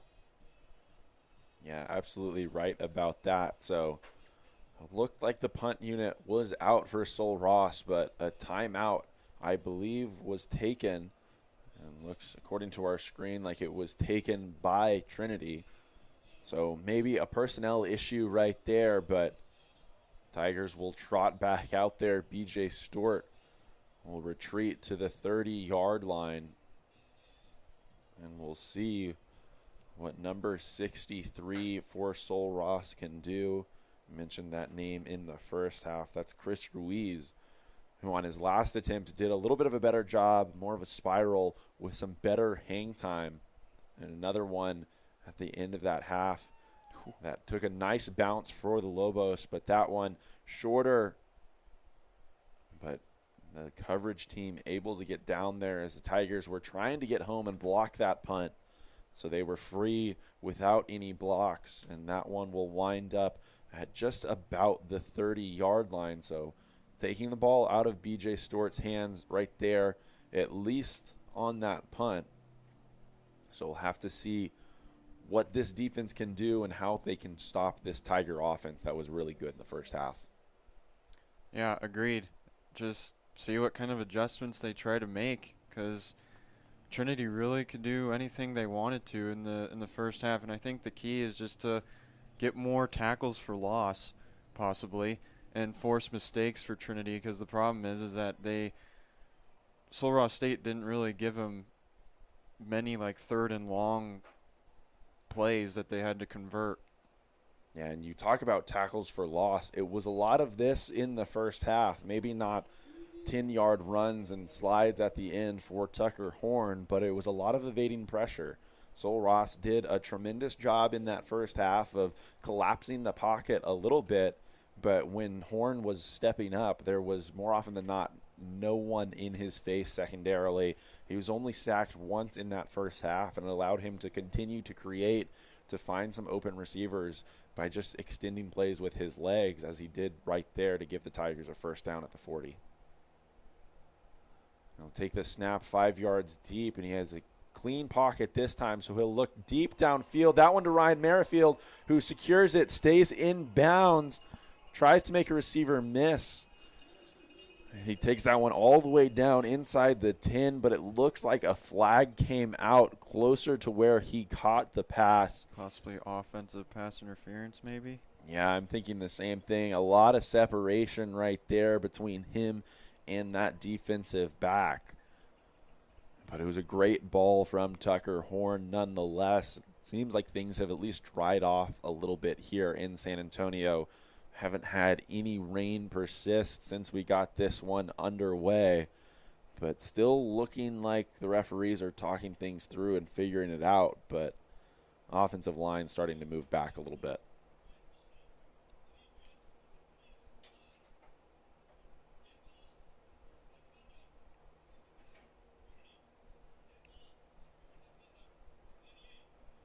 And it looks like there were a series of unsportsmanlike conducts right there, as well as a holding penalty on the defense. Must have been a few words said that were unkind between two parties that caused those offset penalties, but big play for Trinity nonetheless. Didn't really hurt them in the end. Yeah, a whole lot of confusion right there for the Tigers to ultimately end up at the 10-yard line where Ryan Merrifield went down. So they get the big chunk play. Again, we talked about it at the end of the first half. Some extracurricular between some members of this receiving core for Trinity and those defensive backs of Sul Ross. So the Tigers trying to be kept in check. These referees, just trying to take control of this game, make sure nothing gets out of hand here early on in the second half. But Trinity just in great field position yet again, moving down the field quickly. Agreed. And I think the refs are doing a good job. I think just these guys are just excited to get out here and finally get to play. as I've said before, first game of the season, there's just a different energy, just the adrenaline going, and sometimes some chippiness can happen. And as you said before, there's another chunk play by Trinity, and just a great opportunity here to score once again. Horn will take that snap and hand it off to Justin Carmouche, who's up the middle, untouched into the end zone. Just a great push, and a massive hole opened up on the right side of that offensive line. He kept his head down, and he didn't have to make anyone miss once he got through it. The offensive line doing a fantastic job right there, just working to that second level and staying with the running back. And he finds the end zone for the third time tonight. Yeah, just starting right where they left off in the first half. Trinity just not slowing down. But, yeah, as you said, just great blocking there and great patience again by Carmouche, just hitting that little cut on the 5-yard line, gave him free space and untouched into the end zone. And again, Blake Lynn on for the extra point. It is up and through the uprights, so Trinity leads this one 42-7. 4 minutes gone here in the third quarter. Take a quick break on Tiger Network and be right back.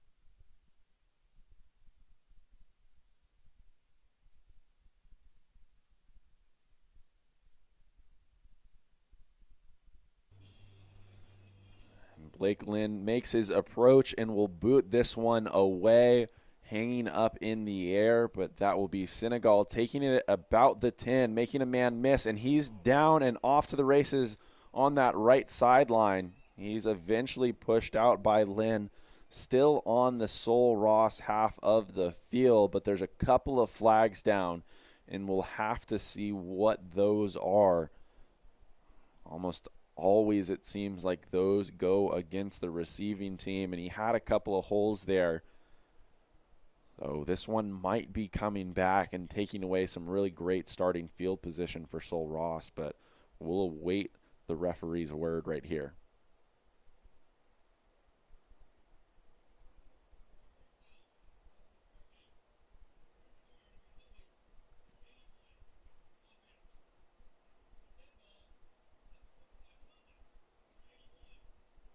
Yeah, and just a couple of things building on top of each other right there. That holding penalty during the play will take effect, as will that unsportsmanlike conduct. So, well, it was a run that looked to get out to almost the 50. Has going to have some penalties applied to it where that holding call was made. So that's right around the 27. They'll move 10 yards back from there, and they'll move another 10 yards back because of that unsportsmanlike penalty. So all of a sudden, this is a Lobos team that now has its worst field position, starting field position of the night, right after they thought they might have their best. Yeah, and I think that those penalties right there kind of just sums up the night for Sol Ross State. Not really anything going their way on both sides of the ball, but just, again, can't make those mistakes too. And a great tackle there. Good anticipation. Yeah, and this is certainly a point in the game where things feel like they're in control for Trinity. They're up by 35 right now. Sol Ross really hasn't been able to get anything going consistently. And right there, you just fail to make a block on the outside. That defensive back has a straight shot to the receiver, who relies on really one thing right there, and he has the opportunity to get off to the races. So important that you just keep playing, working on the offense, trying to piece things together, because as we talked about, it's just week one. It's early on this season, and there's a lot of fresh new faces who are really just trying to gel on this offense, on this defense, for this team as a whole.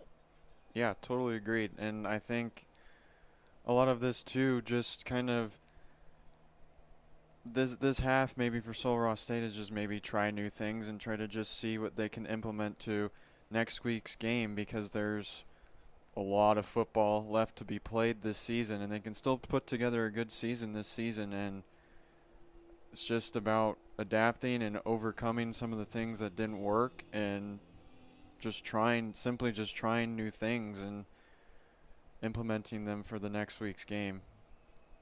Yeah, it's week one. There's a lot of football left to be played, and there's a lot more meaningful football left to be played. When you look at their conference, there's going to be some games that they have an opportunity to win next year, or this year, that they might not have had the opportunity to last year. A revamped coaching staff with an interim head coach, a new offensive coordinator, a new defensive coordinator, a new special teams coach. So it's not just the players on the roster that are brand new for these Lobos, but it's this coaching staff that's really just still trying to instill things and build this program back to where it was. Right there, running back number 30, doing his best job, was Travell Lumpkin to get out of the end zone and avoid that safety. There should be a penalty thrown as the Tiger was attempting to block that punt and got there just a little bit late and ran into the punter. And we saw right there on the middle of the field another flag get thrown as there was a late shove in the back. So some chippiness persisting in this game despite these referees' best efforts. But again, a lot of tension here. A lot of tension that probably got built up given the fact that both of these teams wanted to play football at 6 o'clock and they had to wait till about 8:05. Now, if you're Trinity here, although you're up big, you can't get sloppy and make these penalties like this to give Sul Ross State the ball back.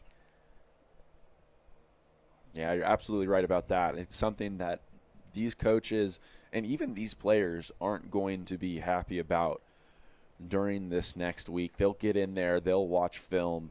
It's plays like that that risk you your job at times, but I'm certain that this is an issue that will get fixed really, really quickly. These are disciplined players. It's a disciplined team as a whole, and that's why you get results like this, 42-7. That's why you have a season like you did last year where you go 9-0 in the regular season, you go 7-0 in the SAA, you make a tournament appearance for the first time in several years, and you take the eventual national championships to the brink. Mm-hmm. You know, it was a great performance last year up in Belton, Texas. This Tiger team took on University of Mary Hardin-Baylor. And it was a back-and-forth game, just a defensive slugfest. And it was 6-3 late. I'm sure if you're a Tiger fan at home, you know the rest of the story, so I don't have to retell it now. But I'm sure for these guys, and there's a lot of them that are returning from last year's squad, it's been a lot of extra motivation for this year to get to the playoffs, to taste what it's all about. I know that they want to be disciplined. I know that they want to get back to that same point. Yeah, totally agreed. Like, this is very much so a revenge season for the Tigers. And really, this team could arguably be even better than the team last year, which is saying a lot when they went undefeated and almost took down the eventual national champion. But a lot of hype coming into the year, preseason ranked number 9. I mean, and obviously, as you said, showing it here as to why they are ranked that, and showing that they are deserve to be ranked that. And this season there's going to be a few tough games. Like next week is a big game to show what this team really is made of, having a top 10 team come into town and show what this team is all about. But a lot of hunger for these guys for sure coming into this season. Had a great job from the Shields right there. Just no protection, getting the ball out incredibly quickly just before he got hit by 2 Tigers, and it results in a first down. But I think what you were saying about the possibility for this team to be even better this year is a really very real thing. You mentioned the game that's going to be taking place here next week at the same time, maybe just a little bit earlier.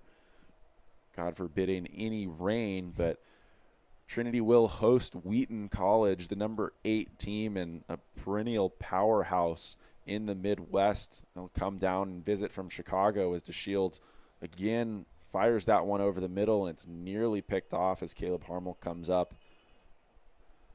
But that's a huge game. And then you look at the strength of the SAA as a whole.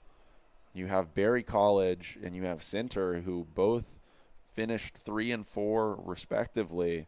Berry, a team that year after year was winning the SAA and making appearances in the playoffs. You had Center, who had Birmingham Southern on the ropes, came here and fought tough against Trinity last year. And of course, you mentioned Birmingham Southern, team that Trinity faced on the road last year and played and took to the very last minute to eventually earn that SAA title in Birmingham. So a lot of great matchups within the conference, a great matchup next weekend, non-conference, to really sharpen their skills and hopefully build towards a playoff appearance this year. Oh, yeah, totally agreed. And plus, those games will honestly help and improve this team down the road to be able to possibly make a deep playoff run, and you never know, maybe have those national title hopes coming into this year. But having games like that are also just huge for a program, and it's able to, maybe bring more interested recruits in to watch these big time games, like especially like a game next week will be a game to tune into. And just knowing that if you come to a school like this, you're going to be playing in games that matter, which obviously appeals to many future recruits that would want to play here and develop a consistent program for years to come. Yeah, absolutely. The Shields will set up 5 yards deep on a 3rd and 10, but he'll give it. And around the right side, a lot of room there again for number 30, Travell Lumpkin. He's able to pick up the first down for Sol Ross after a really, really nice run, stretching the field out horizontally and then finding that edge. You'll see on your screen that bottom right corner, got a Tiger on the ground. Looks like a little bit of cramping happening. Looks like that's number 30, Ezra Gore. Obviously had the delay here because of lightning, but it's been rainy and wet for about the past 2-3 weeks here in San Antonio. And when you have the humidity that we have here tonight combined with the heat, it's no wonder that some of these guys are starting to go down with some cramps, especially considering the fact that they're playing in the first game of the year right now. Yeah, agreed. And, well, it just goes to show that how key hydration is, and that these guys need to make sure that they're keeping that up, or you'll get stuff like that to happen. Yeah, Jacob, but one thing that you mentioned in our last little bit of a spiel, talking about the impact that those games, these upcoming games, specifically this one against Wheaton College next week, the implications it has for this year as they continue and looking towards the playoffs, what it can do for you. Division III, unlike Division I, is so regional, right? And it's going to be a team from the Midwest, from Chicago, just outside, that's going to play a very, very different style of football from teams that Trinity's going to see in SAA. So it's valuable as well from that standpoint. and you're going to see someone try and run the ball down your throat for 4 straight quarters, play hard, tough, hard-nosed football, something that they don't see a ton and might not be as adept to handling compared to the team and the defensive line that they had last year. Obviously, they've matched speed well so far here today, but it's going to address some issues and it's going to find some holes in your defense, and it's best to have that happen in week 2 when you can make the adjustments before potentially seeing a similar team in the playoffs. Yeah, for sure. No, it can definitely improve a team for playing somebody outside of your region, because you'll meet teams definitely like that in the playoffs that are just completely different, and just prepares you more of what you have to prepare for in the playoffs. And I mean, even in this game, like Trinity, although they've been playing great, I would say like one thing that they may need to work on is being better about stopping runs going on the outside, because it seems like Sol Ross has been able to find a couple of plays where if they get to the outside, they're able to get some chunks of yards every once in a while, and it's just something to possibly improve on a little bit for a big game next week. Yeah, I think you're absolutely right about that. And again, some departures on that defensive line. Right? We talk about Jeremy Irving, last year's safety, an All-American for this defense. But 2 out of 3 of those primary defensive linemen leave. We've seen more of a 4-3 scheme with truly 4 players on that down aspect of the box. Really 3 there, but they'll bring an extra off the edge. That one over the middle is nearly intercepted by Ezra Gore, who re-enters the game for that 4th down. But I don't think he'll be too upset, as the Tigers will take over on downs right there. It's been a really great showing overall, and it's kept up here in the second half. And it's been a great showing across campus to open this 2022-2023 athletic campaign as a whole. Mm-hmm. We're out here at Trinity University Stadium. The football team is holding up their end of the bargain, but this weekend, Trinity Volleyball hosted the Trinity National Invitational. Had teams from all over the country come in and compete, and the women in 3 ranked matchups went a perfect 4-0, but Ryan Merrifield has something else to talk about right now as he's streaking down that left sideline. Not sure what happened there, but there wasn't a defender in sight. Just had to make sure that he secured that one in. Perfectly placed ball as Tucker Horn drops it in the basket. Ryan Merrifield has his first receiving touchdown of this campaign. And Tigers show you just how quickly they can strike.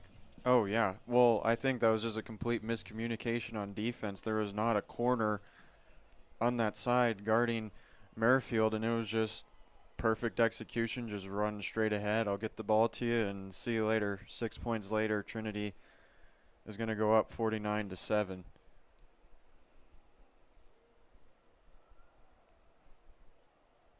Yeah, I think, again, you mentioned great communication, but just shows the chemistry that this offense has. And talk about some departures on the defensive side of the ball, but Burtness returns, Merrifield returns, Horn returns. Offensive line is almost exactly the same.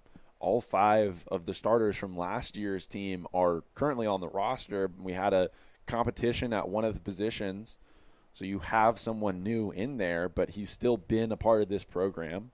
Chris Stewart leaves one of those receiver positions, but you have B.J. Stewart who's filled in. You have a number of guys who were, again, already on the roster. So you might not return every starter, but 9 out of the 11 are starters from last year, and the other 2 were members of the program. They're not relying on fresh faces, on transfers or anything. They're guys that are familiar with this offense already.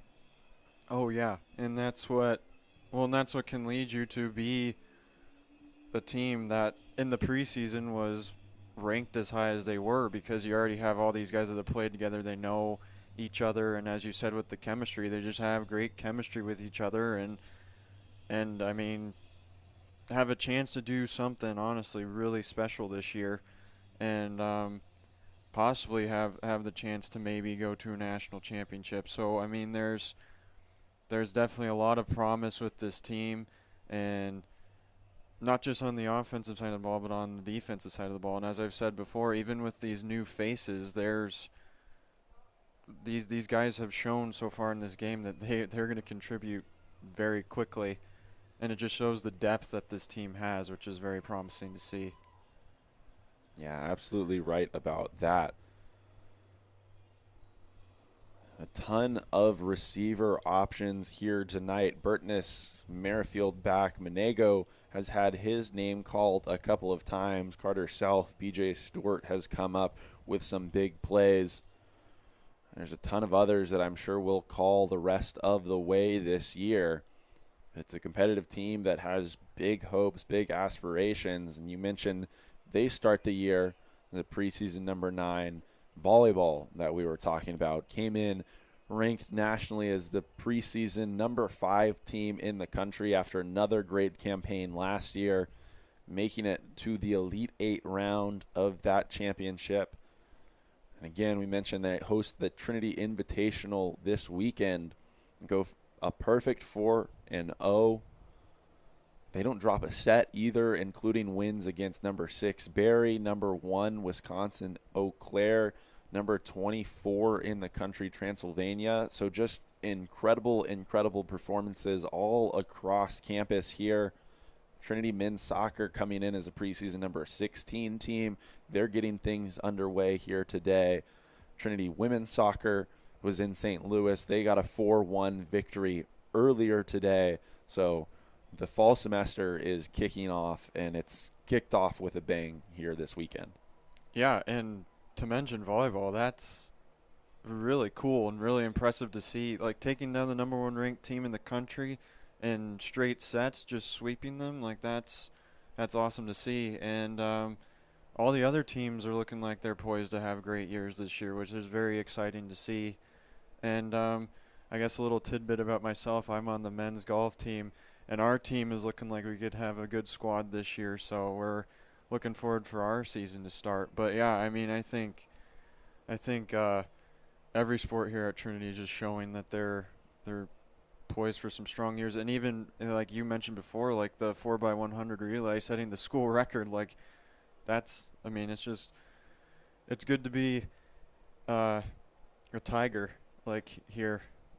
Yeah, absolutely right. Good to be a Trinity Tiger. They've seen the success on the field clearly, and this athletic department as a whole is just gone under changes. This Trinity football field, this stadium, new within the past couple of years, only a few years removed from COVID, obviously. Second season that we've had fans in the stands, and just a great atmosphere out here, something that I'm sure that they're going to want to build on next weekend as they again take on number 8 Wheaton College, a top 10 matchup here in San Antonio, Texas. So if you're a Tiger fan on the broadcast, do your best to come out and be here in person in support of these Tigers next weekend for that 6 o'clock game. But here now we're under 4 minutes left in the third quarter. Sol Ross will have it at their own 30-yard line. It's going to be a 4th and 4 after that last run. And they will send the punt unit back out again. The Tigers leading now 49-7.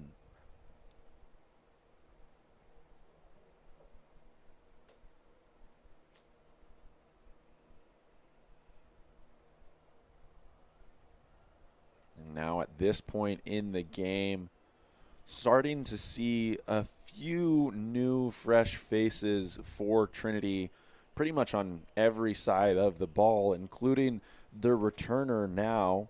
Back deep is number 16. That's Trey Green for the Tigers. It's either Trey Green or senior Chris Van, but either way, not a ton of space. Very well covered by Sol Ross right there. But now you'll see the changes to the offense. some second string will get some work right here, and that includes number 8, Ryan Back. He'll come on in relief of Tucker Horn, who starts his 2022 season right where he left off last year. One of the all-time great seasons in program history. Threw for about 2,500 yards. We talked about 68% completion, a regular season touchdown to interception ratio of 33-1, and he was fantastic here again this evening. Yeah, I mean, just starting right where he left off last year, which again, if you're a Tiger fan, is very promising to see. That just showing how smart he is as a quarterback and how good that he is. And he made a couple of plays tonight that were just showed his maturity and showed his poise and being able to make just smart plays when needed. And it's just like even a matter of like where he places the ball when he throws it, like that back shoulder throw right over there. He's very good ball placement skills that he has, and just his ability to improvise as well. He's really just the whole package, exactly what you want to lead your offense. And I think Trinity can be very confident that they have their guy to win a lot of games this year. Yeah, I think you're absolutely right about that. You see Ryan Back dancing in the backfield a little bit right there, but he'll check that one down for a couple of yard gain. One thing that you mentioned right there was the couple of back shoulder throws and the ball placement that he had tonight. And obviously there were some wet conditions and there were some balls that were dropped by some receivers that I think usually get completed, but those were some throws, and maybe it's the fact that I haven't watched this team play in 9 months and haven't been watching film from last year or anything like that, but this just not stuff that I saw from Tucker Horn last year. So it's not only that he's picking up right where he left off, but the fact that he looks better, I might say, than he did last year, as a flag's definitely going to come out on that play. Ryan Back scrambling out towards the sideline, choosing to slide down, and the defensive back just not being able to hold up, and fortunately didn't hit him too hard, but yeah, that could have been a dangerous play right there. Yeah, quarterback's giving himself up.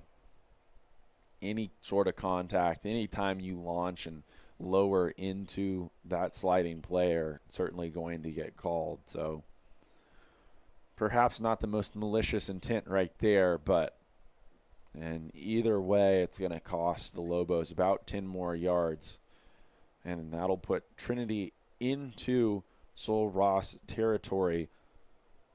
The refs will have a discussion right here. I'm not so sure what it's about.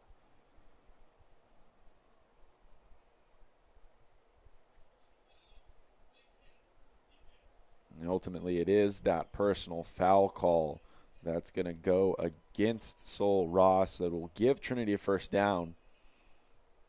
Is from this offense, from this second string group of players to start off here. They've done a good job of at least being positive, at least getting back to the line of scrimmage, if not simply dumping the ball down, scrambling for the 2-3 yards rather than throwing the ball away. Being conservative is something that you always want to have in a backup, and that's something that you want to see demonstrated rather than come out here, try and hit the home run ball time after time as Back will make the fake and roll out to the right. But you have to imagine that this could be just a little bit of a different offensive scheme, a little bit of a different offensive set. You want to make the job a little bit easier for that second string guy. I think Ryan Back is tremendously talented, but in the situation that, God forbid, you have an injury to whomever, you want to make that backup's role as easy as possible, as streamlined as possible. Give them the easy throws. Give them the run-pass options. Make their job simple and give your offense a chance to put enough points on the board to just outscore your opponent when your defense is coming out and playing the way they do. Right, and that's why like second team reps and even like third team reps are just so important in practice for a lot of these schools, just to, you got to always have that next man up type of mentality. Like in case, like you said, somebody may get hurt. You just need that guy to be prepared and be ready and know what he may have to do to put their team across the finish line and win games. So now 15 seconds left here in the third quarter. Play clock hasn't started, but it looks like Trinity will go ahead and snap the ball. Actually, Ryan Back's going to go ahead and take a moment, but he will snap the ball finally, evade a little bit of pressure, dump it over the top to Johnny Milo, who will stroll into the end zone. A second touchdown here this evening, and just great work by Ryan Back. Tremendous footwork in the pocket with pressure kind of all around him, finding that hole, escaping it, and getting it to a wide open running back, slipping out of the backfield once again. That was a very impressive drive right there by Ryan Back. Really not really any mistakes, and very quick drive, and led Trinity all the way down the field and scored points. But that's also important to see, where you can, like you said, just have a guy that you can rely on to put points on the board when your first guy goes down. And he showed right there that he proved that he can do it. That one, a little bit of a wild snap as it slips through Eli Gaiman, Trinity punter. His hands, he's signaling to the short snapper right there that one was out of reach, and Blake Lynn able to come up with it but thrown down. So the score will remain 55-7 here after 3 quarters. We have 15 minutes left. We'll take a short break here on Tiger Network and have the conclusion after that.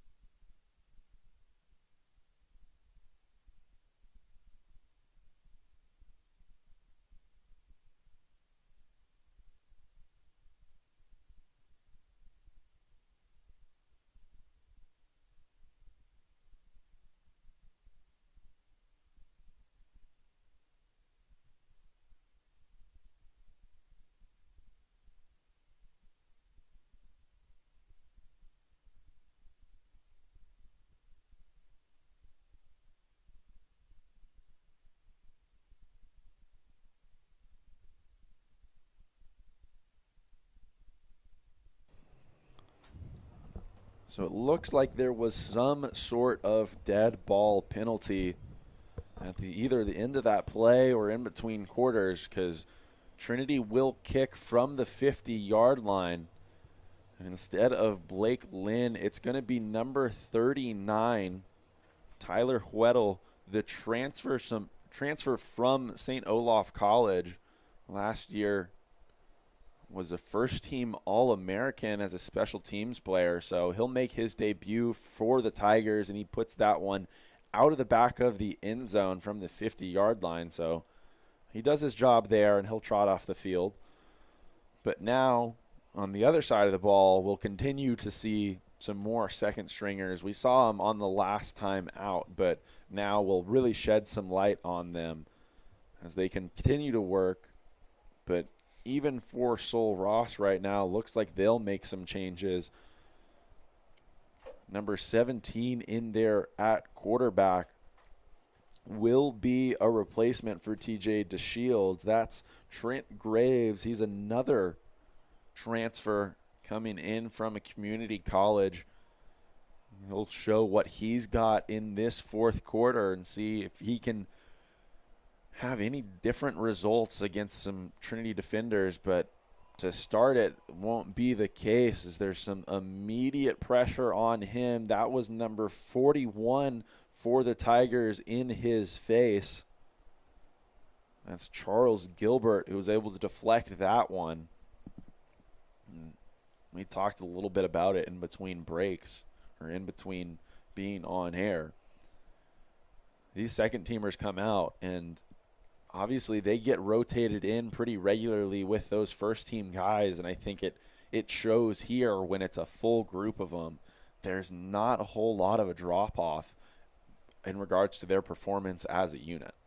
Yeah, well, and as I've said before, it just shows the amount of depth that this team has, and that is very important throughout a season when like more injuries happen, and would be unfortunate, but I mean it's football, it's a physical game, and stuff like that happens, and you need a guy to step up and make plays for you, and it's good to see that these second string guys can hold up for you enough to obviously get you to the end goal, which is win a lot of games. Yeah, I think you're absolutely right about that. But you look at it from the flip side even, it's a great way and a good tool to avoid that injury. These guys, these starters, first-string players, they came out, they played 3 full quarters for the first time in 9 months, right? That playoff game up in Denton was the last time that they competed at this level, right? They've had the opportunity to compete in camp against each other. They scrimmaged against Texas Lutheran a couple of weeks ago, but this is the real deal, and it's totally different compared to everything else that they're going to see this year. So to come out and to be able to perform for 3 quarters in this game, to get an image of the real deal, to condition themselves while doing all of that, but now to be able to take a break ahead of a really important game next week, it just goes and means that they improve themselves here. It means that these guys get the opportunity to show what they've got because, yeah, they're second stringers, but a lot of them, as we mentioned, rotate in, and a lot of them are going to be the guys that are on the field when those guys depart this program. Yeah, for sure. And, I mean, it's just – and like you said, just to be able to avoid injuries and stuff is very key as well this year, but that's just a matter of, like, how you take care of yourself and how you practice and stuff like that. And, I mean, as I said before, definitely with, like, the next man up mentality and stuff like that with some of these guys, because yeah, there will be a lot of guys next year that won't be here, and I think it's just very important that these guys get their reps in game too, and to prepare themselves for next year. And so far in this game, at least, they've shown that they are the guys that can definitely step up and do some good things these next few years here.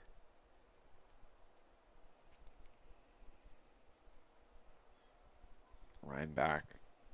Take the snap again with legend Grigsby in the backfield. Grigsby with a nice job occupying that man on the edge, giving Ryan back enough time to escape. Rolling to his right, he finds Carter Self, who has enough to pick up the first down. So, again, both of these quarterbacks showing that they can extend and create plays with their legs. They've been incredibly comfortable in the pocket. I think almost more impressive out of your second stringer who's been on the bench for 3 quarters to come in to immediately be faced with pressure. We talk about it in regards to the second string guys on defense, the guys who rotate in, coming in as a unit, as Grigsby again with a nice run gets around the right side, finds the edge, and almost picks up another first down. It's great for a whole lot of reasons to come in to hone your craft just in case the guy ahead of you goes down.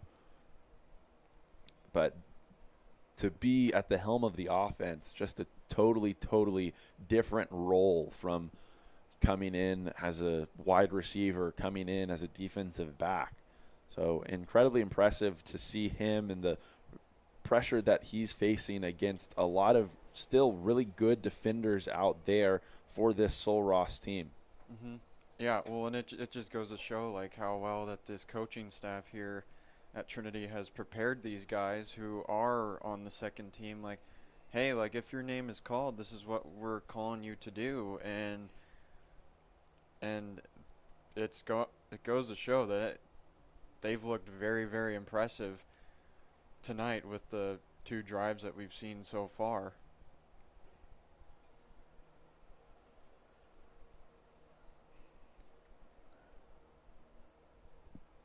And also on this drive, Legend Grigsby with a couple of nice runs,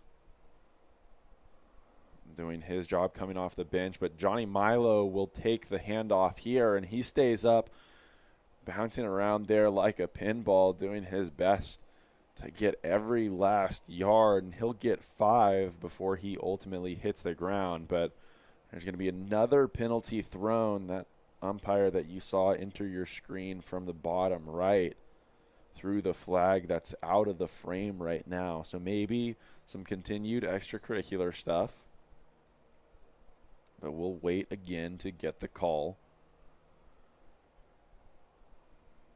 Yeah, I mean, Milo has actually shown a lot of promise this game as a freshman. He's shown that he's like kind of a little bit of a power back who is able to get as many yards as he possibly can. He did a great job down at about the 3-yard line earlier in the game in the first half by bouncing it outside and being patient and going through a couple of defenders to score a touchdown. I mean, that's showing that shows a lot of grit and just the amount of will and power to get through those tackles.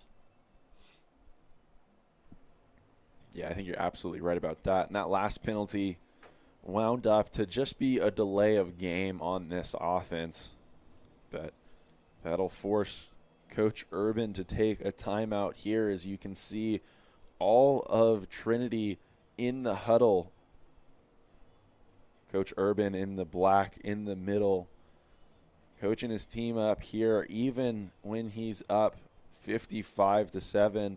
This game well in hand with just over 10 minutes left. But tried to give you some stats at halftime. It didn't work. I don't know why. I can't explain it. But now, thankfully, we're all good. And I think it's a good time to go over some things. Highlight, of course, Tucker Horn. Went 16 for 23 tonight, 70% completion. Incredibly impressive on a day that started off wet. There were some of those balls that were incomplete that are certainly caught, probably 2 or 3 of them. But for him to still hit that 70% mark is great. He hit 328 yards passing, 3 touchdowns, no interceptions. Just a great, great night for Tucker to start off the year. Ryan Back's come in. He's picked up right where Tucker left off. 5 for 5, 38 touchdowns. 38 yards, excuse me. Imagine 38 touchdowns. 1 touchdown on the evening. He'll hand right here to Johnny Milo, who again will pick up another 5 or 6, and it'll be enough for a Trinity first down as they just bleed the clock here in the fourth quarter, excuse me. And we'll go ahead and we'll look at some other stats. Receivers doing a really good job. BJ Stewart, someone we talked about, has had 3 receptions tonight for 54 yards, but the king of that group, Ryan Merrifield, he had 3 as well, but he went 126 for 2 touchdowns.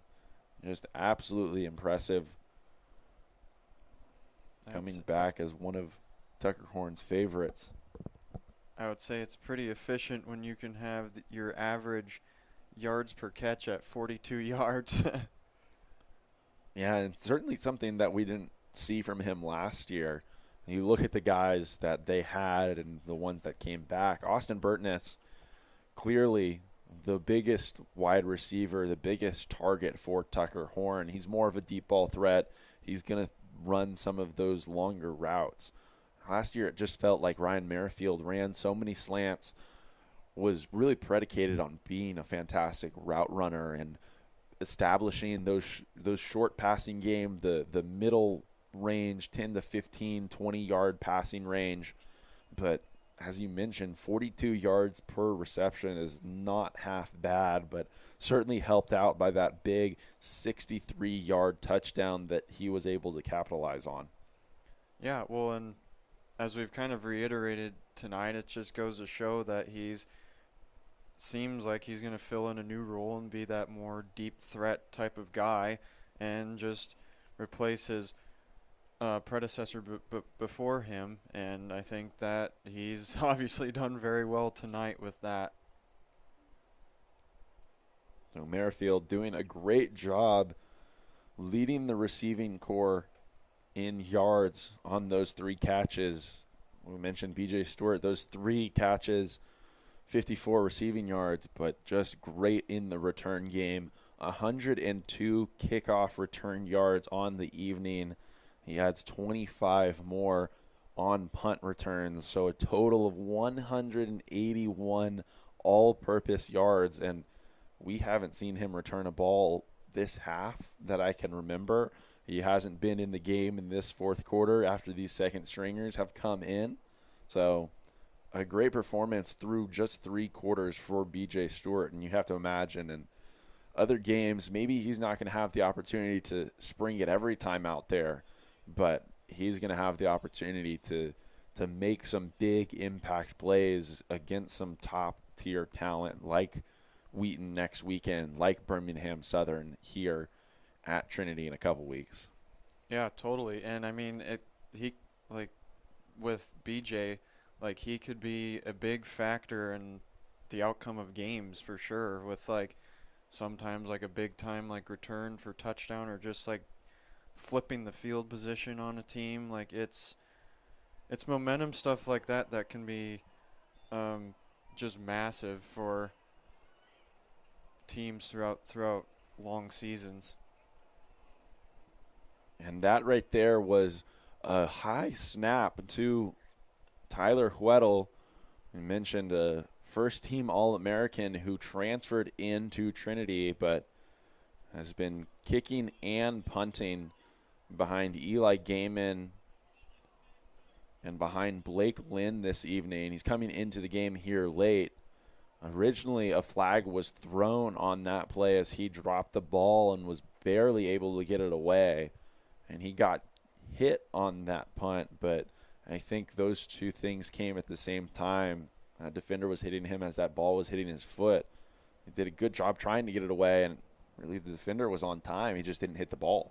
Mm-hmm. I just think it's impressive that he was able to kick the ball, because he got hit pretty hard right when he kicked it. Yeah, and that one just squirted out of bounds. So not the greatest punt in the world, but it does its job, as Sol Ross will now start at their own 33-yard line and get the ball out on the perimeter quickly and able to turn that one upfield with enough to pick up a first down. That's number 23 for the Lobos, and that's Tylen Charles, the freshman out of Houston, Texas. So not just the change at quarterback, but some new faces at the skill positions as well. There will be a handoff to the left side, but not much happening right there. That one will be stopped for no gain at the line of scrimmage, and all of a sudden that clock down underneath 7 minutes. So quickly approaching the end of this one. Both of these teams, even though they're second stringers in there all around, they're competing to the very last whistle. Yeah, and I mean, these second stringers, they're just trying to take advantage of the minutes that they can get and just trying to prove to the coaches, hey, I can be good enough to play with these guys who are starting out each game. And these guys are hungry and want to be able to play more. So it's good that these guys are getting the opportunity to be able to prove themselves a little bit. Yeah, and prove themselves is something that we saw happen for Trinity last year. And I think it gives the coaches the confidence to go to these guys, whether they be third or fourth stringers that work in with the second unit as a whole. Those guys at the beginning of a year probably don't imagine, coaches probably don't imagine that they're ever going to use them, but it's situations like these where they come in and they have a 5-yard average per carry. It might not be the most meaningful point in the game, but it shows the effort. I think that these guys can still show their ability and their skill even when it's against second-string guys. And then in games further down the line when you're in conference, when that second guy needs a blow, when that third guy needs a blow, all of a sudden you have the opportunity to get in there, give your team a carry, run a route, whatever, and you never know when someone's going to spring something. Right. And I think that that's the beauty of sports, really. It's like it takes really just one opportunity, and maybe the greatest like moment of your life can happen where you make like a game-winning touchdown, or you get like hit a walk-off home run with like a guy that doesn't really play. But if you get that opportunity and take advantage of it, like you can remember that for the rest of your life and get time to be a really big contributor to the team in the future. Right there, another punt from Sol Ross was almost blocked. That was number 33, Jaden Powell, who was rushing the punter. A little bit awkward at the point of contact right there. Powell kind of easing up rather than laying out fully. You know, it looked like he had gotten there, was in a position to block that punt. Obviously, you're in a game where you're up 55-7, so it's not the biggest deal in the world, but kind of an awkward in-between, and not sure specifically what you want to see as a coaching staff, but good to see right here now. Ryan back even out of the game, that 5 for 5, good enough for this Trinity coaching staff, and they'll continue to move down the list. Saw true freshman Johnny Milo come into the game earlier, and now it's going to be Des Thomas who will make his first appearance in the Trinity Maroon. The freshman from Houston, Texas, got a carry right there, picked up about 8 yards. And he'll be at the helm of the offense right now.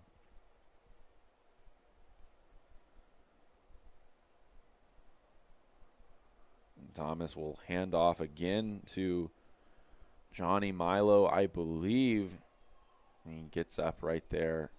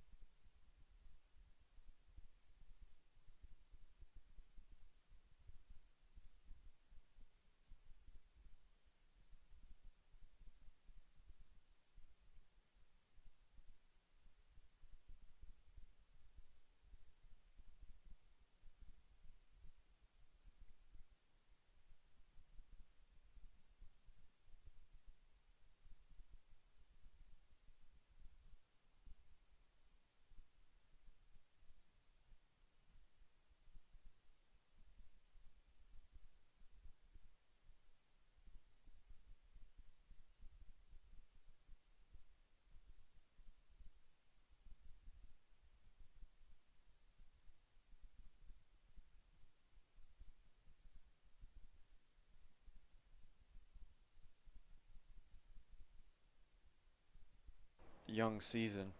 I think you're absolutely right about that. What a point to end on. The confidence that this type of game can instill. Tigers came out. They performed in every area of the game. Great on offense, both through the air and on the ground.